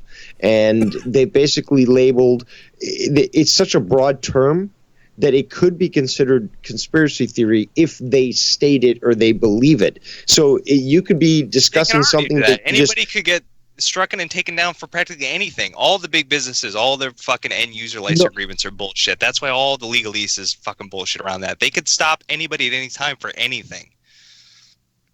It's fucked. It's true, but this is but we know the proof of who the people have been taken down for, though. By the way, conspiracy theory is exactly what happened in the Smollett case, because he conceived with these two Nigerian brothers to attack him to create a hoax crime. Dude, that's the definition of a conspiracy. All these people say, like, oh, conspiracy theory, another dumb conspiracy. This is a conspiracy. This is why there are conspiracy theories, because they're real. Not all of them. Yeah. Right. But some of them. But that's why there's so many, because like you can create a conspiracy or something like, what if there's a conspiracy? You can always it's like speculating if something is a conspiracy shouldn't be treated that like we can't recommend this. You're not recommended now. Or we might take you down for something. What, for thinking something? Like, so if I start saying like I think the earth might be fucking a third dimension of hell or something, like they would actually take my stuff away because they're like, why? Who cares? Videos have already been removed from the internet because of them speaking about Smollett. Why? Because the terms of service have now been changed so that if you were to somehow say that an individual that was a victim in an attack may have a relative that is an actor, which is sort of a blanket term towards X flag, if you know what I'm saying. I don't want to say that word because your video will literally be taken down. Right. But you know what I'm saying. It's a fake situation. So put those words together. You know what I'm saying. And they also say that if you were to basically dispute what a victim is saying is true or not, this is now in their terms of service. So they put it so vague that if you were to make a video and say, well, you know what, this guy made a conspiracy and he talked to these individuals, they can take down your video. They took all the ads away from Shane Dawson's 26 million viewed video about conspiracies. And I wouldn't call Shane a conspiracy person, really. I think he's just jumping on the bandwagon to make a video, whatever. It was the one that actually Tommy appeared in, by the way.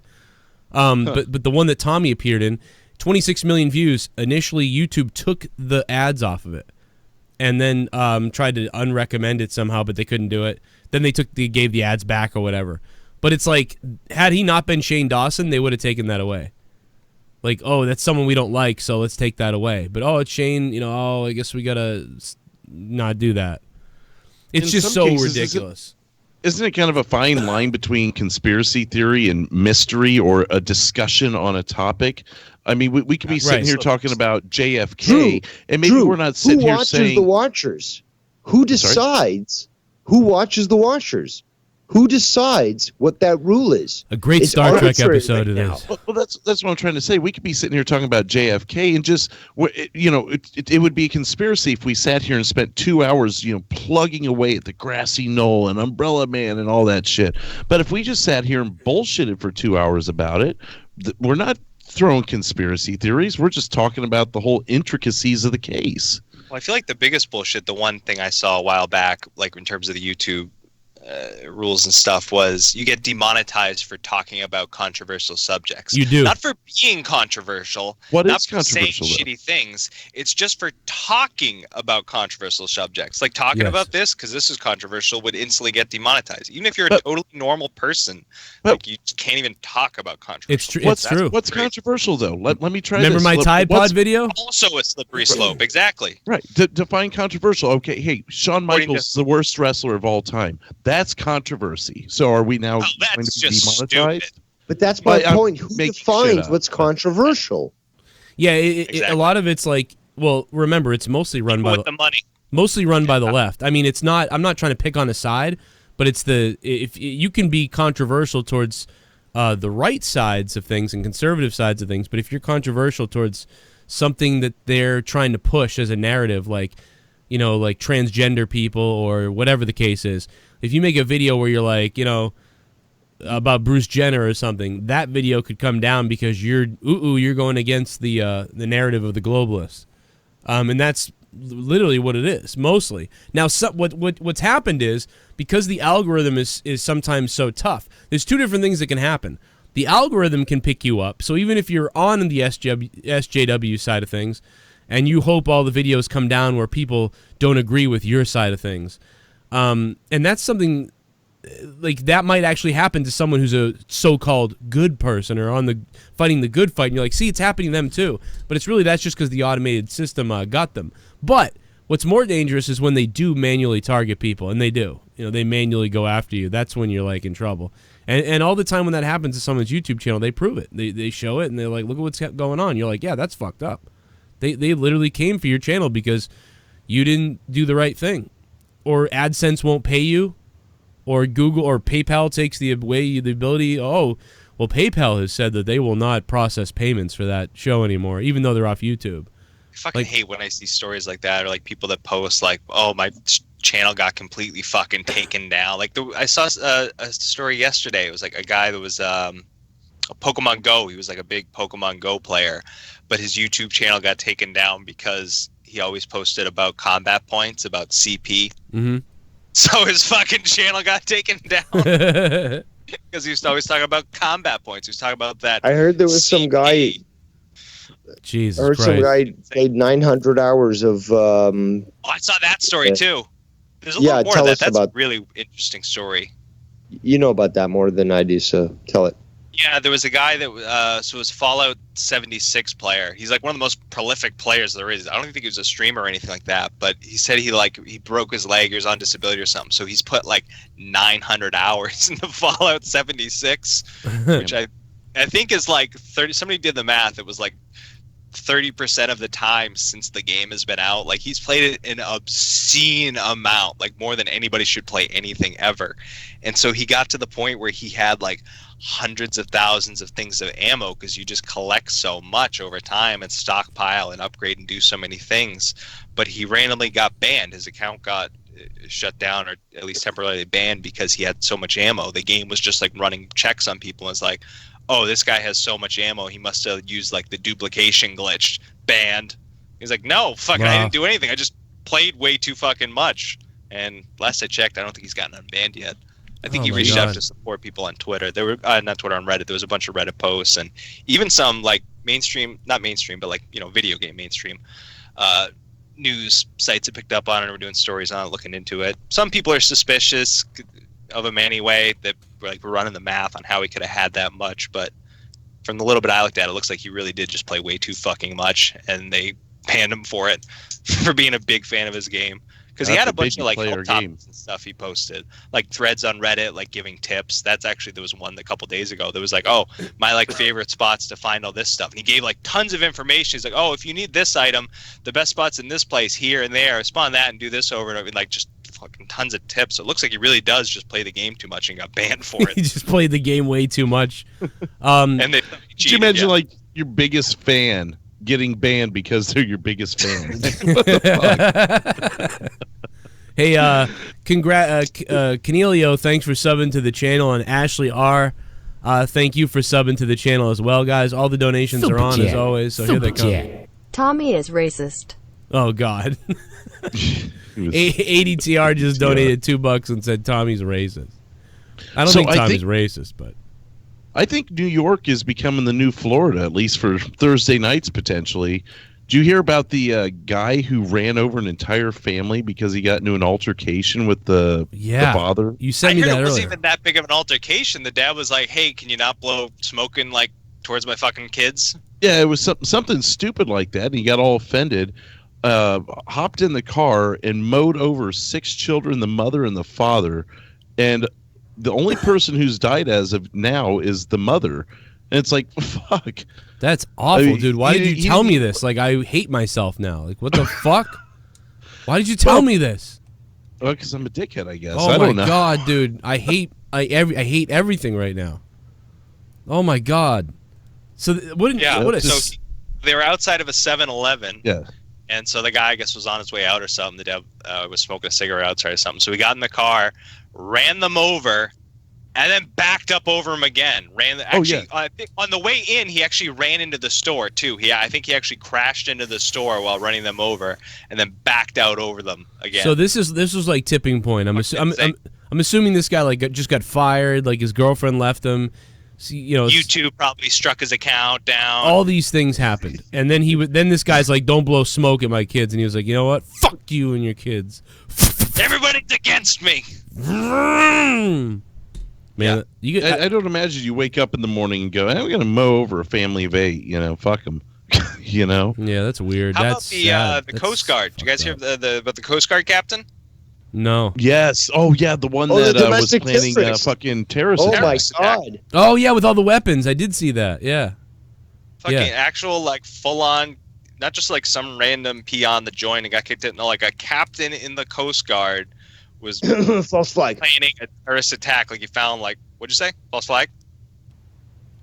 Dave did, yeah. Super chat. Super chat. What's up, Joe? Drew and Troy. MT200 will be lit. I think you might be right. Casey Rose, what's up, Casey? Oh, I missed it, but Casey Rose, thank you for the donation. Yeah, Coast Guard captain found a bunch of guns, and they said like a hit list of planning a terrorist attack with like politicians and celebrities and shit. Sounds like Nevada. Jeez. Did you say false flag, Dave? Did I hear that? basically, yet again, the deep state is attempting to focus their energy on trying to label these individuals who are always registered Democrats and on psychotropics as a right-wing extremist.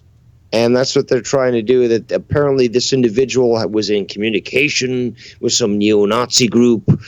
It's the same MO that we see over and over again that never gets over, because we already know what they're trying to pull, and their efforts are really quite sloppy. So we end up seeing what they're trying to pull.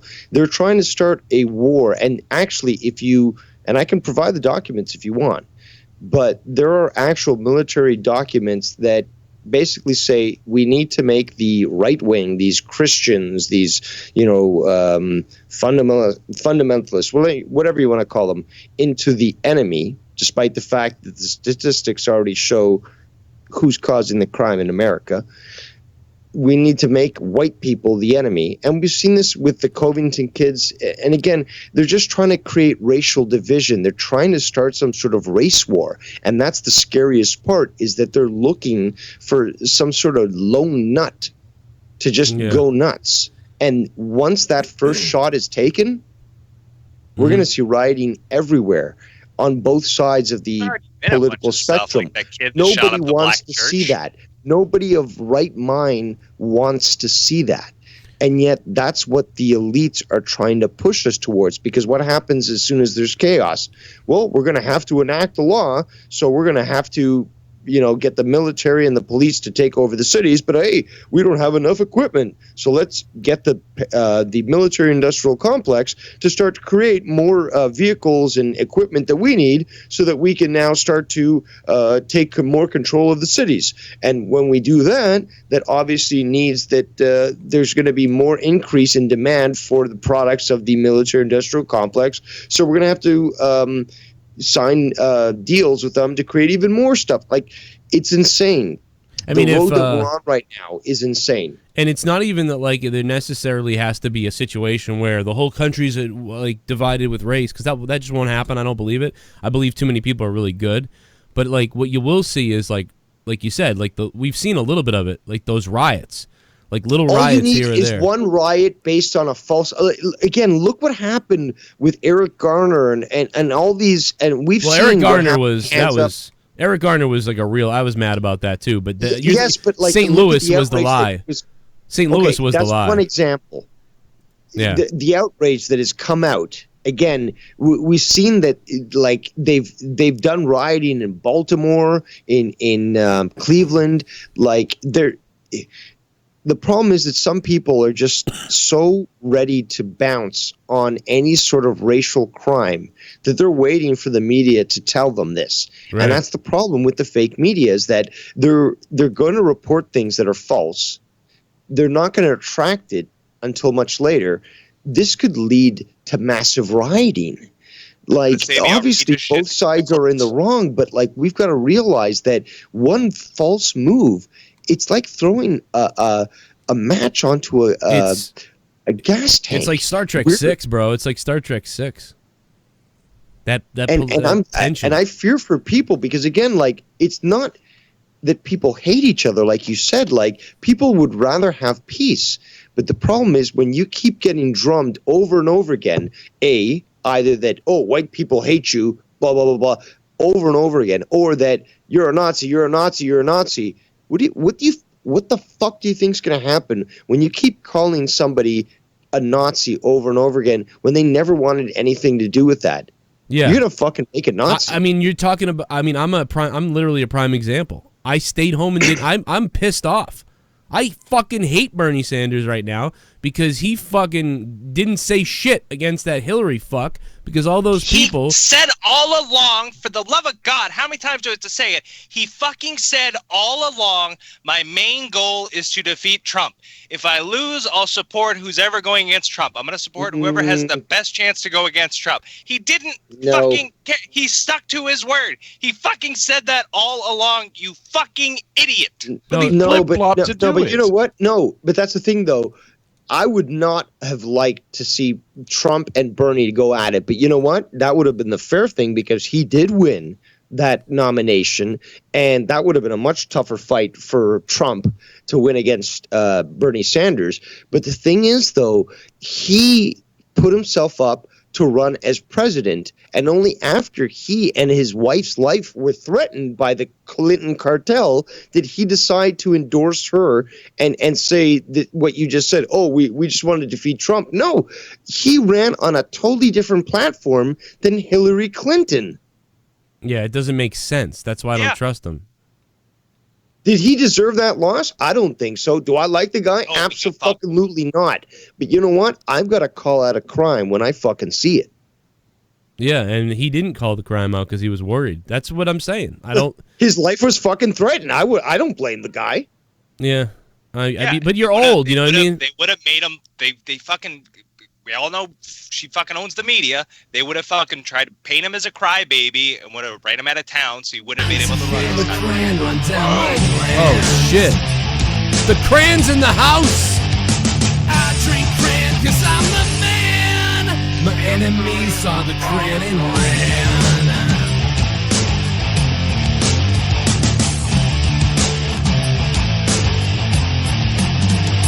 Cran man, come on, make me believe it. Let's do it. Tasty. I'm so thirsty, would you answer me? Cran man. All my friends are fucking the man, 'cause all my friends are drinking Cran. They're drinking Cran, 'cause all my friends are drinking Cran. You gotta have some Cran. You gotta drink the Cran tonight, guys. Now go get your Cran. We won't be here forever, so why should we spend so much time hating and fighting each other? Can't we just all just bang each other and get along? Hell yeah. Shoot come, not guns. Now, Santaru, thank you for the $17 Cran donation. I agree, man. That's why I'll just gotta do Not it. the 60s anymore. We can't have this free love. That's the hippie vibe, though. You know, I get it. I want it to be a hippie vibe too, but it just doesn't. It doesn't work out. You know, you want to though, but Yeah, but if it was fucking Star Trek TNG, we'd have Rigel, baby. yeah, but then right. But then if you were in, but if you you know, if you want to just live in that world, you can. But then you end up with fucking Hollywood banging kids. You know, that's basically what happens. But anyway. What the fuck else? Anyway, Dave, I don't know. Maybe I should let Dave. Maybe Dave, you call back, and I'll put you on the other side so I can take a call. If you want, yeah. I'm gonna end. I'm gonna end soon, though. Anyway, enjoy the show. Cool. Bye. All right, Dave. Dave's a good guy. You got. I freed up the phone lines if somebody else wants to call or people want to call in. Or if people want to start listening now. We actually had a lot of people listening tonight, guys. I got to tell you, a lot of people want to talk about this Jussie Smollett. 400 people is a lot, but here's the real number: 6,000 have come in. So a lot of people want to talk about Jussie. Is that individual hits or is that people that are reloaded? It could be both, but it's definitely we're trending on the page right now. Because the show would normally draw 800 total playbacks. So right now we're at 5,100. So there's a lot of people coming in and talking about the Jussie Smollett thing, I think. Yep. So Bundy Nitro, Jesus Christ. But tomorrow night on my other channel, we'll be live with Monetize This 200, youtube.com/Joe Cronin Show. Come over to my Joe Cronin Show web page. Don't miss Monetize This. And a lot of people checked out Patreon, so thanks to the people that signed up on patreon.com/Joe Cronin Show. Yes, 5,600 have left, Daryl. People came in and out and things like that. What the fuck else was there? Oh, yeah, did you see this Halo Become a Hero thing? What is this? No, I didn't. What's that? Oh, let me play it. Series? Didn't they start working on the series? I saw an article. No, this is like on a website. Look at it. I did see a video earlier today about someone crying about a little dusting of snow on their fucking patio furniture. They were holding a belt of yours. Oh yeah, it's like Halo on tour. It's like a convention. It's like Halo Con. Oh really? Yeah. Man, that might be awesome. I love Halo. Look at experiences. Click on experiences. It tells you what's there. Oh, okay. I think the closest it comes to us is New York, though. I'm not going to New York for that. Don't want to go to New York for that. The screen just changed. I can't see what you're looking at anymore. But yeah, if you click on experiences, it shows you the stuff that's there. There's a bunch of weird stuff. It's kind of queer. It's kind of queer. Yeah, it really is. They're saying the TV show's in trouble now. Yeah. Monica. Halo game came out. Monica cries about fucking snow. Oh yeah, Monica Snow over there. Yeah, where they monetized this belt. There's a couple flakes on my patio furniture. I can't take my belt out for a walk. It is funny when you see these people like freaked out over snow, but they're not supposed to have it though. So that's the thing. It's weird. I might have to take a week off of work because a flurry hit my nose. There's your champ, guys. Vote for her tomorrow night. Monetize this. Yeah, will she hold on to that belt? Is she going to hold on to that belt? You know what would be really funny to me is if... oh, never mind. I almost said something fucked up. Oh, man. I almost said something really fucked up. Ryback Ryan Reeves was timed out. Look at that, Troy. Go get him. Get out of my chat, Ryback. Shout out AC Dub. God damn you, Ryback. You see that AEW doesn't even have the fucking rights to the name yet and all that, and like they couldn't get the what's it called? The patent or what do you call it? The copy. Everybody can please technically not say W. We are currently known as AEUU until future copyright restrictions are released. Yeah. We're known as AEVV. Double V. What are the two V's mean? On the website. They should have called themselves like the All Elite Federation. I would have loved if they called themselves some kind of federation. They should have done that, yeah. But WWF probably still owns the rights. There's no way they don't still own the right to that. They might own the rights to like Wrestling Federation. Like that's might be the problem, but because Elite Wrestling Federation.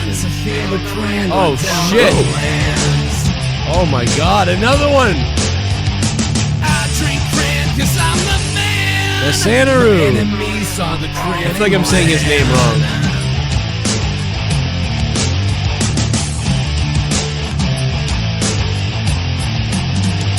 Cran man.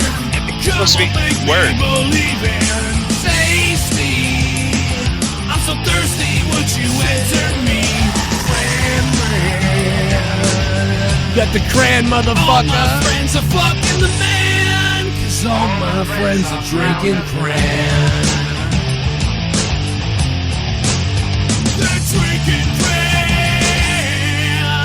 'cause all my friends are drinking cran. The big 17 donation. Can we put the belt on Dave Rose, or Justin Bailey? That shit would be awesome. I agree, man, especially Bailey, because poor Bailey, for all this time he's been on the show, he's just never even really come close to winning the Monetize This championship. It would be really nice. He says that shit would be awesome. Yeah, there'd definitely be shit involved if Justin Bailey had a hold of that belt. Yeah, do you really want to get shit on the belt? I mean, do you want to see shit on the belt? I literally just told Monica in the chat that I'd come all over it, so I guess I'm no more innocent. I think she had to approve that herself because I didn't do it. I don't think there's any other mods right now. That means she wanted people to see you tell her that. That's weird. She actually approved that. I saw it didn't go through right away. That's weird. Oh, weird. It's hilarious. There's Famous B. Hey, there's someone you can vote for. He's already got points. Well, Famous. I think he takes like 300 points in to Monetize This tomorrow. I think he does. I think it was only 100. Oh, it was 100. That's right. It was 100. Well, I mean, Dave Rose would be cool too if you wanted, because that would be the first time then the belt would cross the border.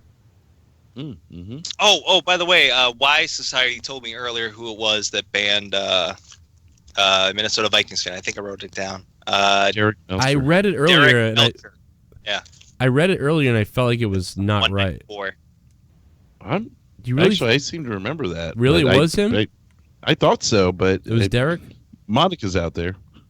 By the way, speaking of people out there, I think we talked about conspiracy theories too much because there's a, I don't know if you guys are looking at the chat, but there's a guy named Not a Bear who's just like quoting like the Talmud and like weird book. And then we've also got like attacked USS Can the Liberty and day did after 9/11. tomorrow really happen? Can the day after tomorrow really happen? It might. My son champion. I'll tell you, this Israel attacked USS Liberty and did 9/11 seems like a real gem, real nice guy. Oh my God. I think that's a false Some flag. stuff I can let through, some stuff I've had to let get blocked. He's walking some lines here. Yeah, that's close. Yeah. Yeah, like Nobody there seems was. to be complaining as Ryback seemed to be more offensive. So This he guy got timed out. banned. I banned this guy one time, and he got so pissed off, and he went around telling everybody I ban everybody. And I'm like, dude, I almost banned nobody. And he was like, you banned me for barely saying stuff because whatever, you're SJW. I took the screenshots from what he said, and I tweeted them back out to him and all the people that were yelling at me from his group or whatever. And what he said, like, stuff about black, like, just hang them all and stuff like that. And he kept saying it over and over again. I'm like, what the fuck, dude? So I banned him, and then I put those pictures and sent them on Twitter. And one of the people that was like, yeah, what? You're such a pussy to ban this guy. And then that guy was like, well, wow. It was just, and the guy was like, yeah, well, obviously I was joking. I'm like, yeah, but you can't just keep saying that. People in the chat will think that I'm like, oh, that's okay to do. You know, I mean, like, you have to have thick skin and things are jokes, but Super chat. you just write that Super over and chat. over and over What again. time is monetized Right. this starting, baby? Monetize this. Jared Barron's in the house. What's up, Jared? Tomorrow night, probably going to start at 11 o'clock. It might start earlier. I may start earlier, but if I start earlier, it'll be like a soft start, like I'm just hanging out and whatever, and then we'll like really start the show at 11. So, but I am going to try to start earlier because, again, Leah has to pick up her brother from the airport because they have to go to the funeral the next day at 11. What was that? Who died? You didn't tell me. Oh, her grandfather. Oh. But you wouldn't know it because Leah's a stone. But I you know, She's kind of fucked up. yeah, we know that we knew he was gonna die because he had the. He's a human. Well, no, he had. Yeah. He worked in the Navy and he had the mesothelioma. Oh, how do you do lawsuits? He's on. I think that's going on. He's gonna get something from that. Well, he's not. Well, he's gonna give it to. Yeah, I mean, he loves the family. He just wants all his kids and stuff. He's just a real stand-up dude. I love that guy. When I talk to him, he doesn't say much, but when I talked to him a couple of times, I was like, this guy's awesome. That's what I thought. But and then a grandmother last year, they both got sick at the same time. Like, he got sick with this, and they were like, yeah, you probably got a year or two. And then all of a sudden, like the next couple weeks later, they were like, oh, you've got this crazy thing and you need chemo. And that was out of nowhere. And then her grandmother died like a month later. Like, we were like, oh, we got to go plan to see her and take the kids and all this stuff. And then they were like, she's starting her. Well, they were saying like, we're starting her first treatment. And then all of a sudden it was like, well, she died. Like, and it was like, what? Because I was really mad because I wanted to, you know, she's all full on grandmother, like knits, you know, the blankets. And that's not, it's not our kid's grandmother. That's great grandmother. But she was, you know, around my mother's age, you know, not much older than my mother.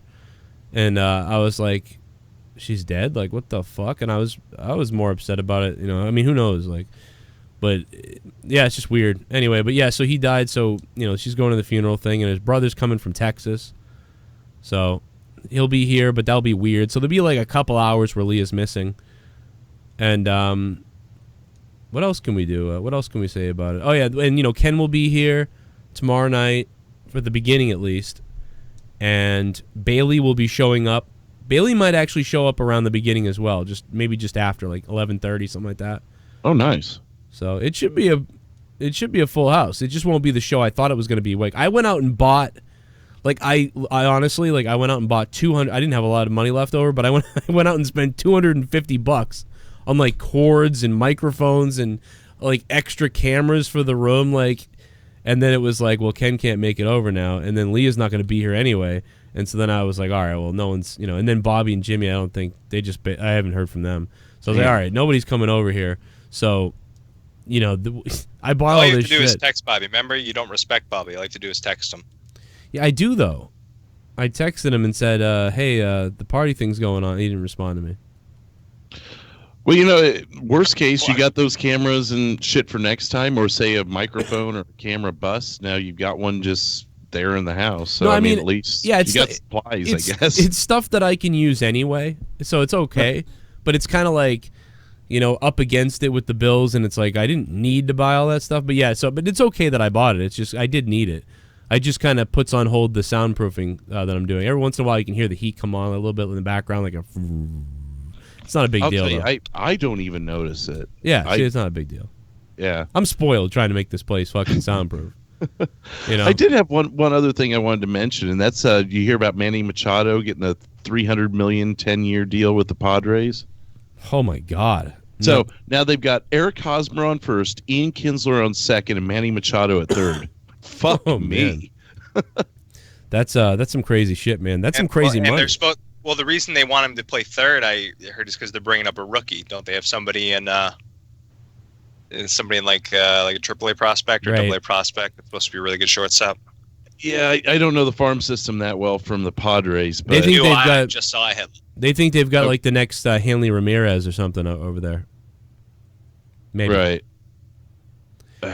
Man, I was just floored by this, and they got Will Myers in the outfield. Not that he's the greatest star in the world anymore, but I mean they've definitely got some names over there on that team, and it's going to be interesting. Yeah, Kinsler on second, so they're going all in. If they don't do it, they're going to look like a bunch of idiots. But they've got like a fucking $1 billion in their contracts right now. I think I was on. What year was that? I think it was like the 1997. Padres Little League World Champions. I got the game ball in the championship game. Oh, really? Whoa. Yep, that was my peak. Oh my God, dude. Yep, 2 outs, bottom of the 6th. Hit a dribbler that somehow the shortstop booted and got on first. Started the rally that let us come back 3 runs to win the game. That's crazy. That was my highlight was 3 hits in a game and a homer. And it was after not hitting a ball for 2 years. We hit like 2 kids in the Little League getting home runs. Our field was still pretty decently sized. I hit it inside the park. It didn't go over the fence. Oh, you fucking hustle. Yeah. Can't wait for tomorrow night. The hype for 200 has been lit the last month. Yeah, baby. I might even drop a bomb. Spread the word. Love you guys. Face blowing a kiss. Face blowing a kiss. Bry Guy, thank you for the donation, man. And I hope, yeah, man, that'd be insane. I hope to see you. I love you, Bry Guy. It's gonna be fun, man. I'm excited. I think I put a lot of pressure on myself. I get really worried about the stuff, and I'm paranoid. But I'm going to Home Depot tomorrow, and that's all I'll say. I don't know what's gonna happen. Holy shit! All right, I just figured it out. I'm kind of an idiot. All right, so the pitcher that plays when Super Chat plays is the Super Kick. Right. So it's a Super Chat party. Yeah. Super Chat, Super Kick. Yep. Just got that. Well, also the guys, but you don't understand, Troy. Let me see an F in the chat if you're with me and just figured that out now as I said it. Let me get an F in the chat if you're a fucking idiot like me. Well, on top of that, the guys super kicking are the Young Bucks, and they have what's called a super kick party. So that's is that right? Okay, that's why it says, I would never know that though. That's why it says super chat. But party. I do know it's super kick. Right. Yeah, that's super funny. Party. Okay, I like that. That's funny. Hell yeah. Because they do it together. That's the tag team super kick is the super kick party. Yeah, or like when like a bunch of people do it, that type of thing. Dude, Israel attacked USS Liberty. So I would say that there's bad people in every group that are evil, and they all do this. Because I agree with you, but I don't agree with saying that everybody that follows the religion is bad. But I do agree that the religions are all bad. Like the Vatican, you know what I mean? Like when people say the Jews, I don't think they mean the Jews. Like every Jew that's listening and person that's Jewish, you're probably a good person. But like the people at the top of the Jews, that's what we're talking about. And when I'm talking about like the Christians and Catholics, it's like I'm talking about the Vatican. Whatever the fuck they're doing over there. I'm talking about like kids. They're doing kids. They're doing kids, yeah. And the Muslims, like when you're talking about like that, it's like, well, that could be anyone, I guess. But it's just like every religion has craziness in it. and I think I don't know. I'm just thinking of the Louis C.K. the bit for the Louis C.K. show where he's talking to the priest. The priest is like, "So, yes, the whole Catholic Church, it's a worldwide global organization dedicated to fucking little kids." Oh, by the way, Why Society's having an aneurysm in the chat, and I'm fearing for his safety right now. But okay. He does say that he did double check multiple times. So I believe him. Okay. No, I believe him. Timestamp. I believe him. This is 194. If Joe wants to see if I can stand my Eric Bowser, was that 496?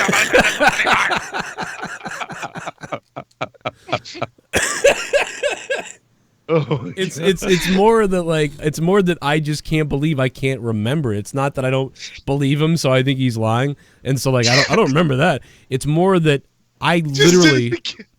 Derek Bowser man's like in the 426 about this is 194. If Joe wants to see it. I have the timestamp.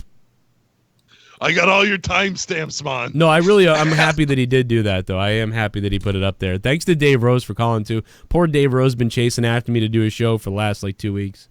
I can't get it together, man. And me and Leah hadn't gotten ours up yet, and so I had to record that. It's so much shit going on, but Patreon's hot right now. Patreon's got to pay the fucking mortgage, so that's a very important thing to me. It's fucking... Man, I'll tell you, your thing lit up after that Honestly podcast. I saw the screenshot you had, and it was a fucking mile long. Yeah, it was insane. I couldn't believe that many people wanted to hear what Tommy had to say, but super chat. White Sox are good. Screw the Red Sox. No, JK face with tears of joy face with tears of joy. Man, I'll go White Sox. Yeah, White Sox. That's a good one. Come back when you're relevant. Go Cubs. Yeah. Casey. Not even the best. Not even the fucking most liked team in Chicago. And they're so boring looking. They look like the fake Yankees. You know. Casey Rose, thank you though for the $2. You're messing with my Red Sox though. Yeah, but above all, thanks for being a baseball fan. That's true. Yep. What do you think about this? Everybody's still talking about how to improve baseball. The game is so bad and nobody will watch it, except for baseball fans who are already baseball fans. We'll obviously watch the game, but it's so slow and the new generation, nobody gets it. It's it's becoming soccer to the younger people, or American football if you want. I think baseball's great.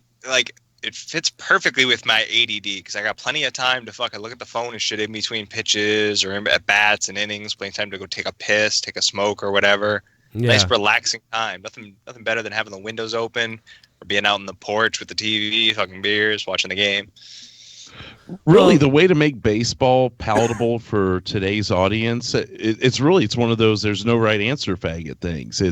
There's nothing you can do. The game is the way it is. To change it in a way that would be palatable for today's audience would ruin the game. Mm-hmm. So it's a damned if you do, damned if you don't thing. They're really, these time clocks to force the pitcher to pitch quicker. I'm not down with that. The whole point of baseball is to be able to have your time to work your strategy, do what you have to do, and to try and rush it. It's the one game that doesn't have a clock. Let it be that way. Well, it's about anticipation. It's not necessarily about the constant action. That's why I love hockey on the flip side, is because it's 60 minutes of actual full action. But baseball is about the anticipation. It's about the strategy. Some people are amazed, like Joe, I'm sure you're the same way. Drew, if you watched it long enough, they're the same way. As a baseball fan, when you watch the game long enough, you can kind of predict pitches. Part of it's because I caught for a while. But, some people get surprised that aren't really baseball fans, but for watching the game with me, because I'll start calling what the next pitches are. You don't get all of them right, but you get enough right. He's going to go up inside with the fastball here, try to jam him. What? Right. Yeah. Well, especially if you know your pitcher. Away, get him swinging. Yeah, pitcher, catcher. Yeah. You understand it. There's so much strategy behind it. I guess that's part of why it's tough to casual people, is that there is that aspect, a bit of a learning curve, more to it that you don't just see on the surface. Right. Well, and understandably so. The most I've watched of baseball in the last 20 years was 2015 Royals. But there was a point there where I would see, how the catcher throws a number or points his finger a certain way to signify the pitch. Oh, they get crazy with that shit when there's somebody on base. It's insane. I could tell you what pitch was coming from the way Salvi moved his finger. That's how much baseball I watched in 2015. You knew the signs. I knew all the fucking signs. Oh, the third move is the real one. The first two fake, the last two are fake. The third move is the real one. I mean, right pinky is direction. Left pinky is the false one. Right pinky is the actual direction. See, third finger was 2. Right pinky down. He's throwing the slider down and in. You're like, what the fuck? He moved 9 fingers in a second and a half. How the fuck did you know he was throwing a slider? Watch too much baseball. Right. Well, and even the way a pitcher would come back before they even move forward and release, sometimes you can even tell, if you've watched enough about what they're about to throw. But that's what makes a good batter, is someone who can read the pitcher. That's what I was gonna say. So, yeah. Because you've got to, first of all, you got to have practically 20/20 vision to even exist as a batter, a quality one at least. And you've also got to be able to anticipate. You've got to have the quickest reflexes in the world. How do you think people don't get hit in the head near as often as they should? Because these guys have reflexes like a motherfucker. Cats don't even have these reflexes. Well, they've shown, like, for fastballs, for some people, like when you're pitching like 100-mile-an-hour fastballs, your reaction time isn't enough. Like you said, you have to be able to read and anticipate. You have to be able to think and, like, probably going to throw the fastball, probably going to be high and outside because he thinks I'm cold there. You got to look for the body. You got to, he's fucking, it's a quick jerk. Like, you have to know all the tells, be anticipating in like a 1/10 of a second, because if you guess wrong, that's how some people get embarrassed when you see people, how did he miss by swung so early? It's because he was expecting something else, because you in reaction time just isn't quick enough. You have to anticipate. It's right, especially when it's changeup versus fastball and the dude swings like 30 feet you wrong. Throw your fucking back out. You're like, oh fuck. That happens to me when I'm playing fucking super mega baseball. And that fucking, you feel like an idiot. You're like, I fucking swang at every single pitch, and none of them were even close to the strike zone. I'm an idiot. Oh shit! Right. Famous B got to go in the dugout because he's related to Lee Smith. He says, back in '98. That's crazy. I knew a Edward, what's his name, Encarnacion. I knew his cousin or sister or something like that for a second, and I got his signed thing a while back because I was like, oh yeah, like he's great. Yeah, he's not on the Red Sox, but I know who he is. And she's like, oh, that's my. What was that? Oh, sorry. Go ahead. No, she was like, I think I first talked to her through at one of the phone call places we worked at, Troy. I talked to her there. Who was it again? Edward Encarnacion. Yeah. Oh, right. It was like, what did you say? It was like a sister or something? Yeah, it was like something like that. And then we ended up talking to her again. That, yeah. It was weird. And then like she got some signed thing from him. It was crazy. That's pretty cool. Just by talking to her. I got an autographed Cam Neely puck because my uncle did his closets back in the day. That's crazy. Jimmy did Bergeron's windows. My dad sold Antoine Walker a TV. Oh wow! Before he lost all his money. Yeah, exactly. He probably got repoed 2 years later. He got repoed. He did the wiggle out of the store. He's he's in India now. Okay. He's in India now with Antoine Walker? No, I'm sorry. I was looking up Encarnacion. Oh my God! I was like, I'm sorry. Holy shit! He was a Blue Jay forever, but I didn't think he was with them anymore. He's an Indian. Well, he's not an Indian, but he's in Cleveland. He's not in India. He's in Cleveland. Cleveland. Very close. See, I don't trust him. Kalish or whatever his name is, fucking Cleveland, Ohio. Nope. Joe, what'd you think of the Bruins trade? Hoyle for Donato and a 5th round pick. Okay, so the number one is I got mad because I love Donato. I wanted him to stay a Bruin because of his dad. So yeah, and he's local. He's from Scituate. Yeah, I want Teddy Donato's son on my Bruins team. An Olympic gold medalist. But Miracle on Ice.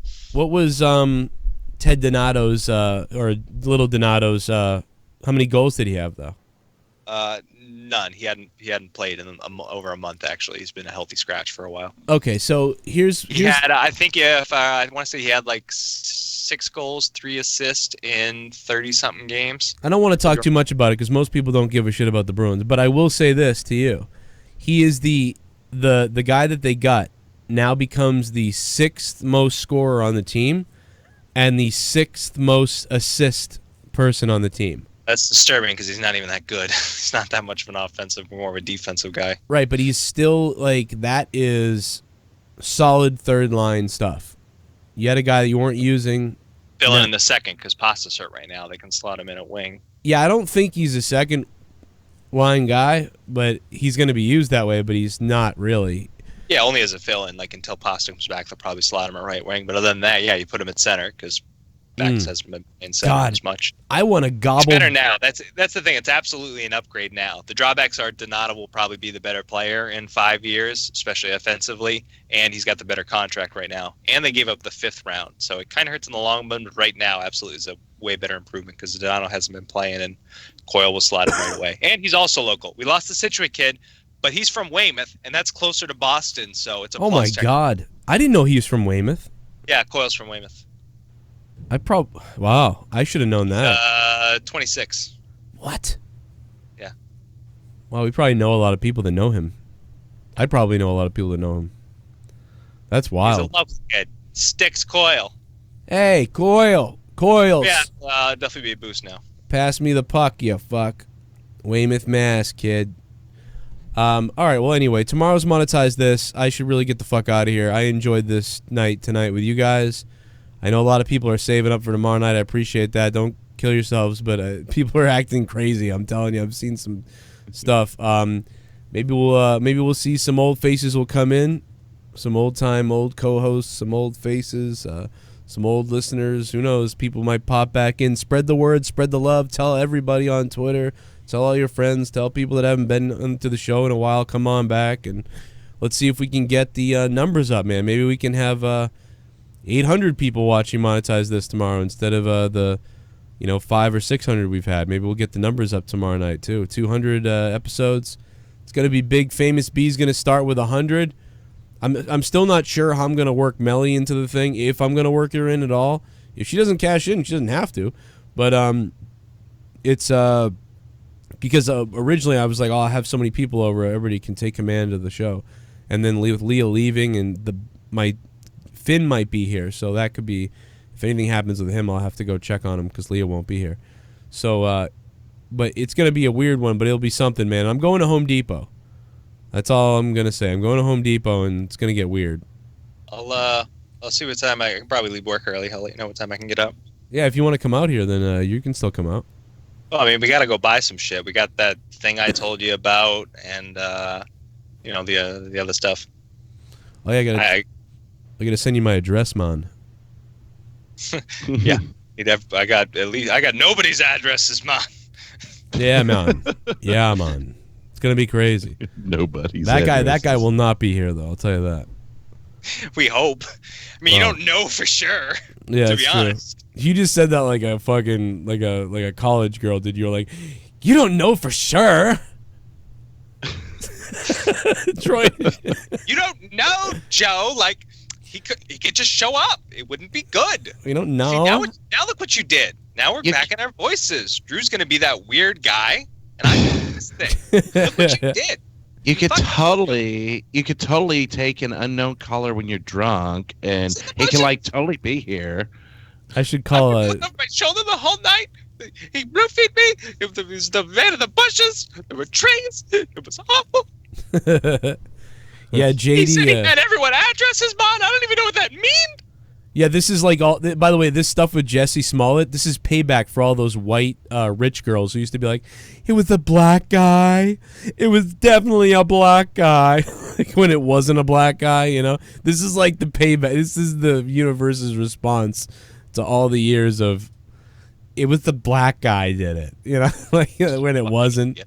So, like, you know, because that was the old thing. Now the new thing is this. It's weird. It's funny. Yeah, is it really? Brock Turner's not in jail. Fucking weirdo. Man, if I was Brock Turner, I would have been like, please give me at least a year so people don't keep talking about me forever. About me putting sticks inside somebody. And whatever the fuck else he was doing to that girl. All right, doing shit like that, you don't have a working brain to begin with anyway, so. Well, I mean, you get fucked up and some, you know, I don't know, you get fucked up and some girl gets fucked up and she goes, oh, put it in me or whatever, and then she passes out and you're fucked up and you're like, okay, here's a stick, here's a rock. I'll put my finger in there. I don't know. I guess maybe it happens. Oh shit! I got a great fucking video I made for the rant line. Oh yeah, tomorrow's rant line, guys. Make sure, I want to say this out loud again real quick. Make sure tomorrow night on youtube.com/Joe Cronin Show, my other channel, my big channel, for Monetize This 200. If you got rants, make sure they're damn good. And make sure that they're not like 3 minutes long. Unless they're like epic. If it's like a real epic thing and it's sick and it's 3 minutes, okay. But mostly try to keep your rants. Definitely keep your rants like 30 seconds to 60 seconds or something like that. Definitely no more than like 90 seconds because, you know, there'll probably be a lot of them and we'll have to like zoom through and whatever the fuck else. And bear with me tomorrow night. I may be a little bit weird and fucked up doing things and it's going to be chaotic. And now if Troy's coming over, then me and Troy can play beer pong because Leah just, I don't know what it is. Like she doesn't want to play beer pong. It's weird. She used to always play beer pong. Now maybe if we get her drunk, she will. I think I pestered her too much and it's turned into like, no! But I think like, you know, she gets drunk, she comes home. Maybe Leah's brother will play beer pong. No, we need to go buy like an air hockey table and then just return it a couple days later. Dude, I'm not even kidding. I actually went on eBay and started looking at all these things and I was like, don't do that. And I didn't. Thank God I didn't because, you know, I got actually, to be honest, air hockey like frightens me. No, I don't like because the thing will flip up and hit you in the face. Yeah, and it's just like the loud and it's fucking I'm afraid cling, to get hit in the face. Air hockey just like physically frightens me. I like don't like standing near the table. Like air hockey and trains. Keep that shit away from me. You got to get a real air hockey table. That's the problem though. You can't get bubble that cheap shit. Yeah, I like bubble hockey. I just wish those were like fucking $2,000. This is what I want, and I know we can never get this, but because I mean I got to worry about my payments to my house, but this is what you got to get in the basement. Look at this thing. Ready? Fucking old school skee ball. Skee ball. That's pretty cool. That is sick. Skee ball's not even that fun, but that's just like a nice piece. Yeah, I would totally sit. You know what I really love? You know what I absolutely fucking love is the old school. It's not like pinball, but it's like baseball with like the pinballs. You know what I mean? Where you hit the button to pitch the ball down, then the other button is the bat, and you have to hit it like in the rams to say like hit or double or home run and shit. I fucking love those machines. I love these too. The ones where you slide the puck thing, and it takes the bowling pins out. Table. Oh, that's good. You ever play table shuffleboard? It's kind of like that, this. but it's the same kind of thing, like table with the, but you slide them and you have to make the puck stop at the end of the other end of the table, and you go back and forth with somebody. You know, it's shuffleboard, but it's played on the table. Yeah, we're losers. Table shuffleboard's pretty fun. Yeah, I would love to have one of these, but yeah, it's just that's crazy. But bubble hockey's where it's at, though. That's this is one. Have you, dude? I'm telling you, me and Bobby one night we spent 4 hours inside of a game place playing that the hockey game, like the old bubble hockey, like you said. This thing. Yeah, that's fucking. It's just so good. This is insane fun. Like when you have a couple beers and you start playing this. And you're like, you should go find like a cheap one because they sell cheap like little shitty ones for probably like $50. We should go find one of those. Yeah, $50. I mean, maybe $250. Even better. Yeah, nice. I mean, it would be awesome because you could like, I'd put the camera on top of it on the sides and. No, the best is like the real ones that fucking they like when you start them, they play the national anthem. Yeah, this is the one. Yeah, this like one. The last 10 seconds of the national anthem before the puck pops out. I fucking love that. Da, da, da, da, da, da. Yeah, it's like the shitty MIDI file. No, this. The puck shoots out. This is a $3,000 machine. This one. Fuck that. Let's just go find an arcade tomorrow and broadcast live like the old school days. Just go into an arcade. We can do that on another day. It's not. I guarantee there's a website that we could just go look up nearest bubble hockey machine, and there's websites dedicated to where you can find them. Yeah. Well, have you guys ever heard of carpet ball? Carpet ball, like I mean, like I played like with a tennis ball, like it's like stuff like that. What do you mean though? No, so you take pool balls, and I can't remember how many. This was actually back when I was a kid in like fucking summer camp. We had this in our rec hall, but it's a long table with 2 holes in each side where the balls can go into. And on either side, you line up your balls in whatever way you want within like the first 4 feet. And then you take the white ball and you roll it down and try and knock your opponent's balls into the hole. Carpet ball? Carpet ball. That's what we called it. I've heard of carpet munching. Wait, what did the table look like? It was a long table, I would guess. It's a real thing. No, I just Googled carpet ball, and it looks like a thing. It's funny, the table just looks like it's outside. It looks like bocce almost or something.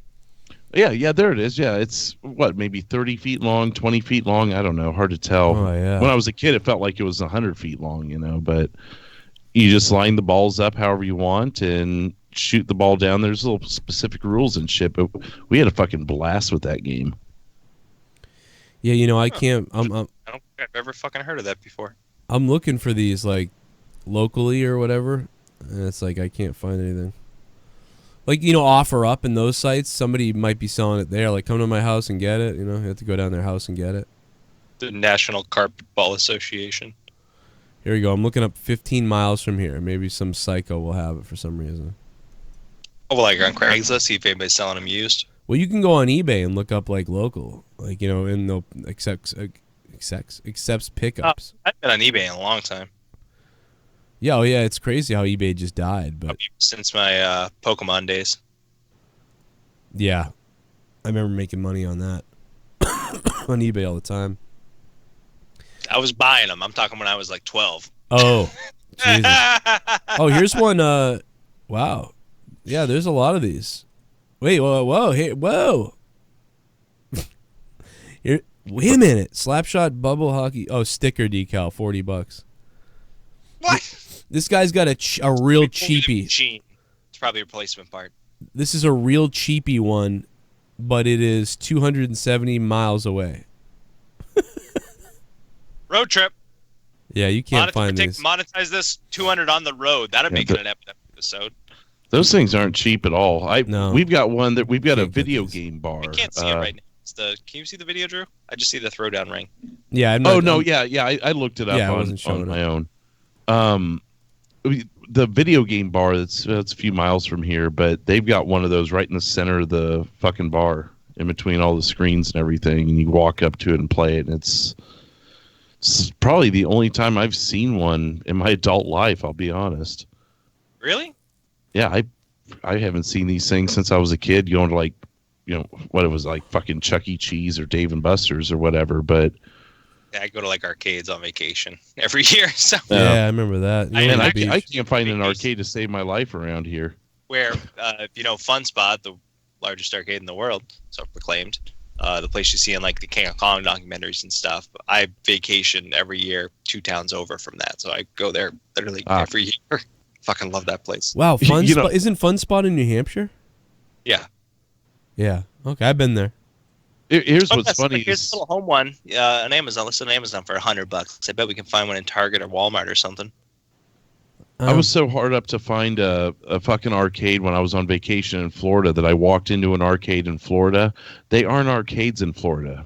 That's what they call their casinos. We literally drove past it. I told time crisis. I told Tara, I'm like, hey, look, an arcade. We got like an hour to kill. Can we go check it out? And she's like, I don't think that's an arcade, honey. And I'm like, well, let's go check it out anyways. She's like, okay. We walk in there and there's a bunch of old people smoking and pulling slot machines. I'm like, this arcade's even fucking better. You go do something. I'll be here. Look up Harlem Globetrotters pinball machine. Wow, that's sick, dude. That's sick. Actually, that you have that. Joe, if you want to drive down to my dad's house, we can get the foosball table or the ping pong table. They've been in the garage forever. Ping pong table would be sick. I love ping pong. You'd have to clear some shit out of the way, but we could get ping pong table or foosball table. I don't know if I have time for all that. That's the problem. Yeah. But I love that idea because I want to get a ping pong table because they're not that expensive and you fold them up. Text me your address right now. Okay. I will It's a pretty nostalgic looking machine, the Dude, Globetrotters. I'd love that. I mean, I'm just... My favorite pinball machines, I actually love the half size or 3/4 size Super Mario Brothers one. obviously. It's a great one. South Park, I love. The South Park one, I don't even know how to play it that well. I just got really good at killing Kenny, so I can kill Kenny like 40 times in a row and rack up points on that one. Monopoly was a favorite of mine, too. Anybody else? Yeah, I'm trying to think. I like Star Indiana Trek: Jones. The Next Generation. Star That was Trek. the one that I liked, but maybe I was being partial, I was probably being partial, I'll be honest. Yeah, of course. Yeah, I would always look for Star Trek. If they had anything Star Trek, I'd freak out. But you play the pinball machine, it sits there and plays the theme song. You can hear the fucking Enterprise engines and shit. It had all the fucking sounds, so it was... Yeah, I guess it was being partial. Engage when you start. I bet it says engage when you press the start button. Oh.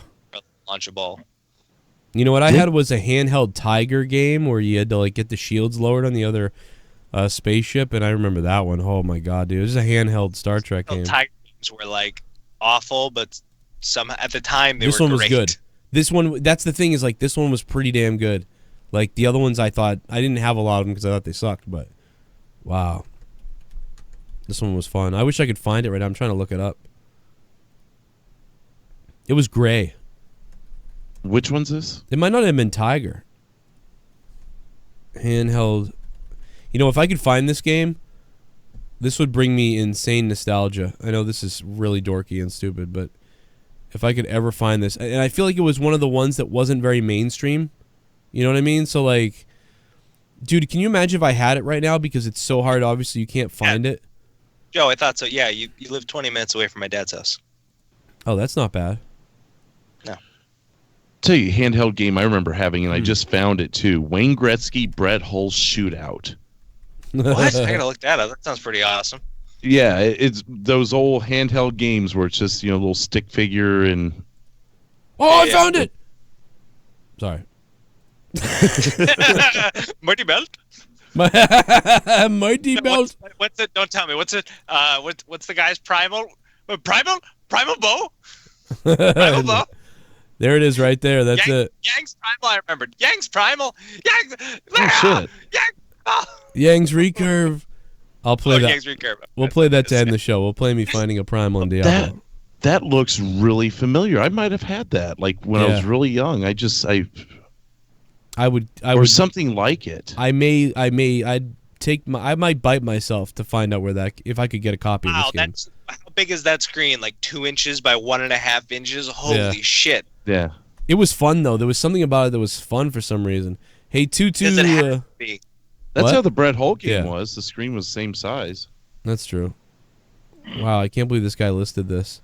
Let me visit the site. I can't believe there's still 300 people watching, and we're just talking about stupid shit now. It's great. They repeat for 3 rounds. I think if you complete all 3 rounds of the 2 stages, your game ends, but I'm not that good to find out if I can do that. Sex yet. In the first stage, you're going to use a D-pad, the left and right, to move shields around the Enterprise as it gets fired upon by Klingon ships.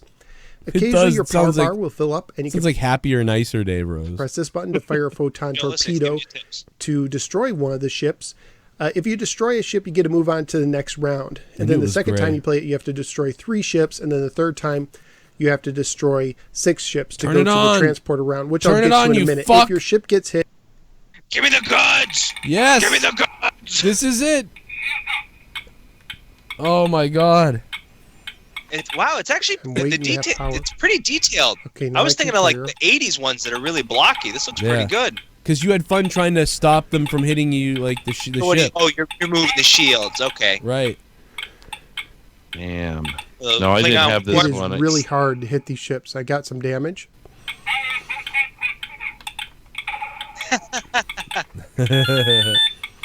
Spock! Oh my god. Look out, here comes Spock to scare the shit out of you. At all. Spock just scares the shit out of you while you're trying to like defend the like. Where did he come from? If you didn't know that was happening and you're like, oh, okay, oh my god, I gotta get over here. Oh, I gotta get over here. Ah! Like Spock out of nowhere. Wait, did he just get shipped off in the coffin? Because he wasn't on board the ship. He was out in space. Is he in the space coffin? The noises, dude. Bleep, bleep, bleep, bleep. Dude, this looks like my Nokia phone from 2003. That speaker's gonna have the tiniest, shittiest speaker in the world. Man, this kept me busy on those hour drives to Boston. Yeah. Like I said, I didn't have that one, but games like that. I think the one that I had that was shaped like that, though, that I was thinking of was Top Gun. Could have been the Turtles game.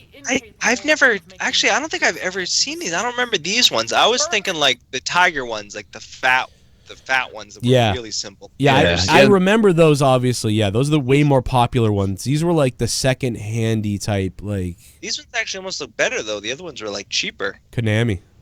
Well, that's why. This one, another TMNT LCD, and actually the truth of the matter is they would release several more. They're pizza. This one's got 2 pepperonis.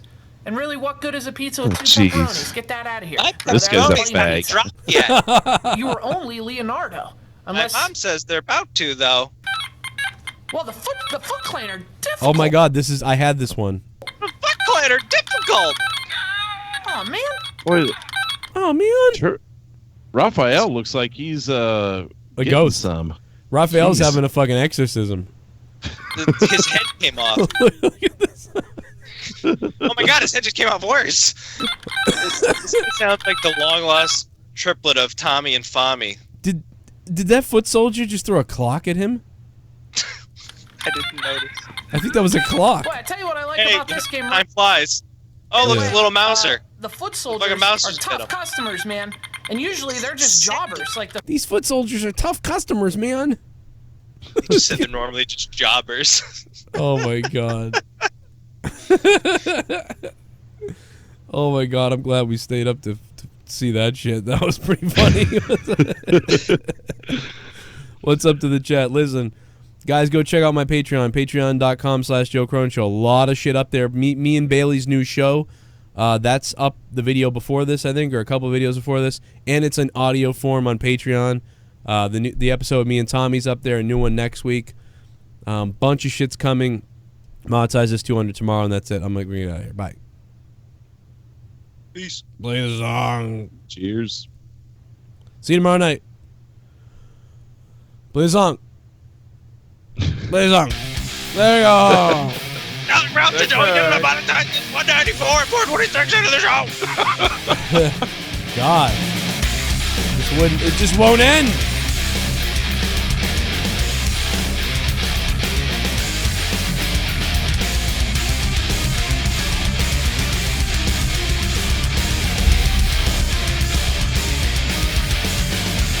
You like the new transition effects, Troy? Look at that. Boom!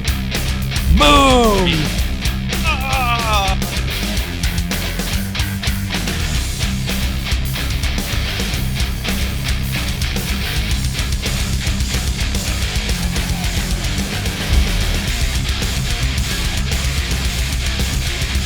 Good night, everybody.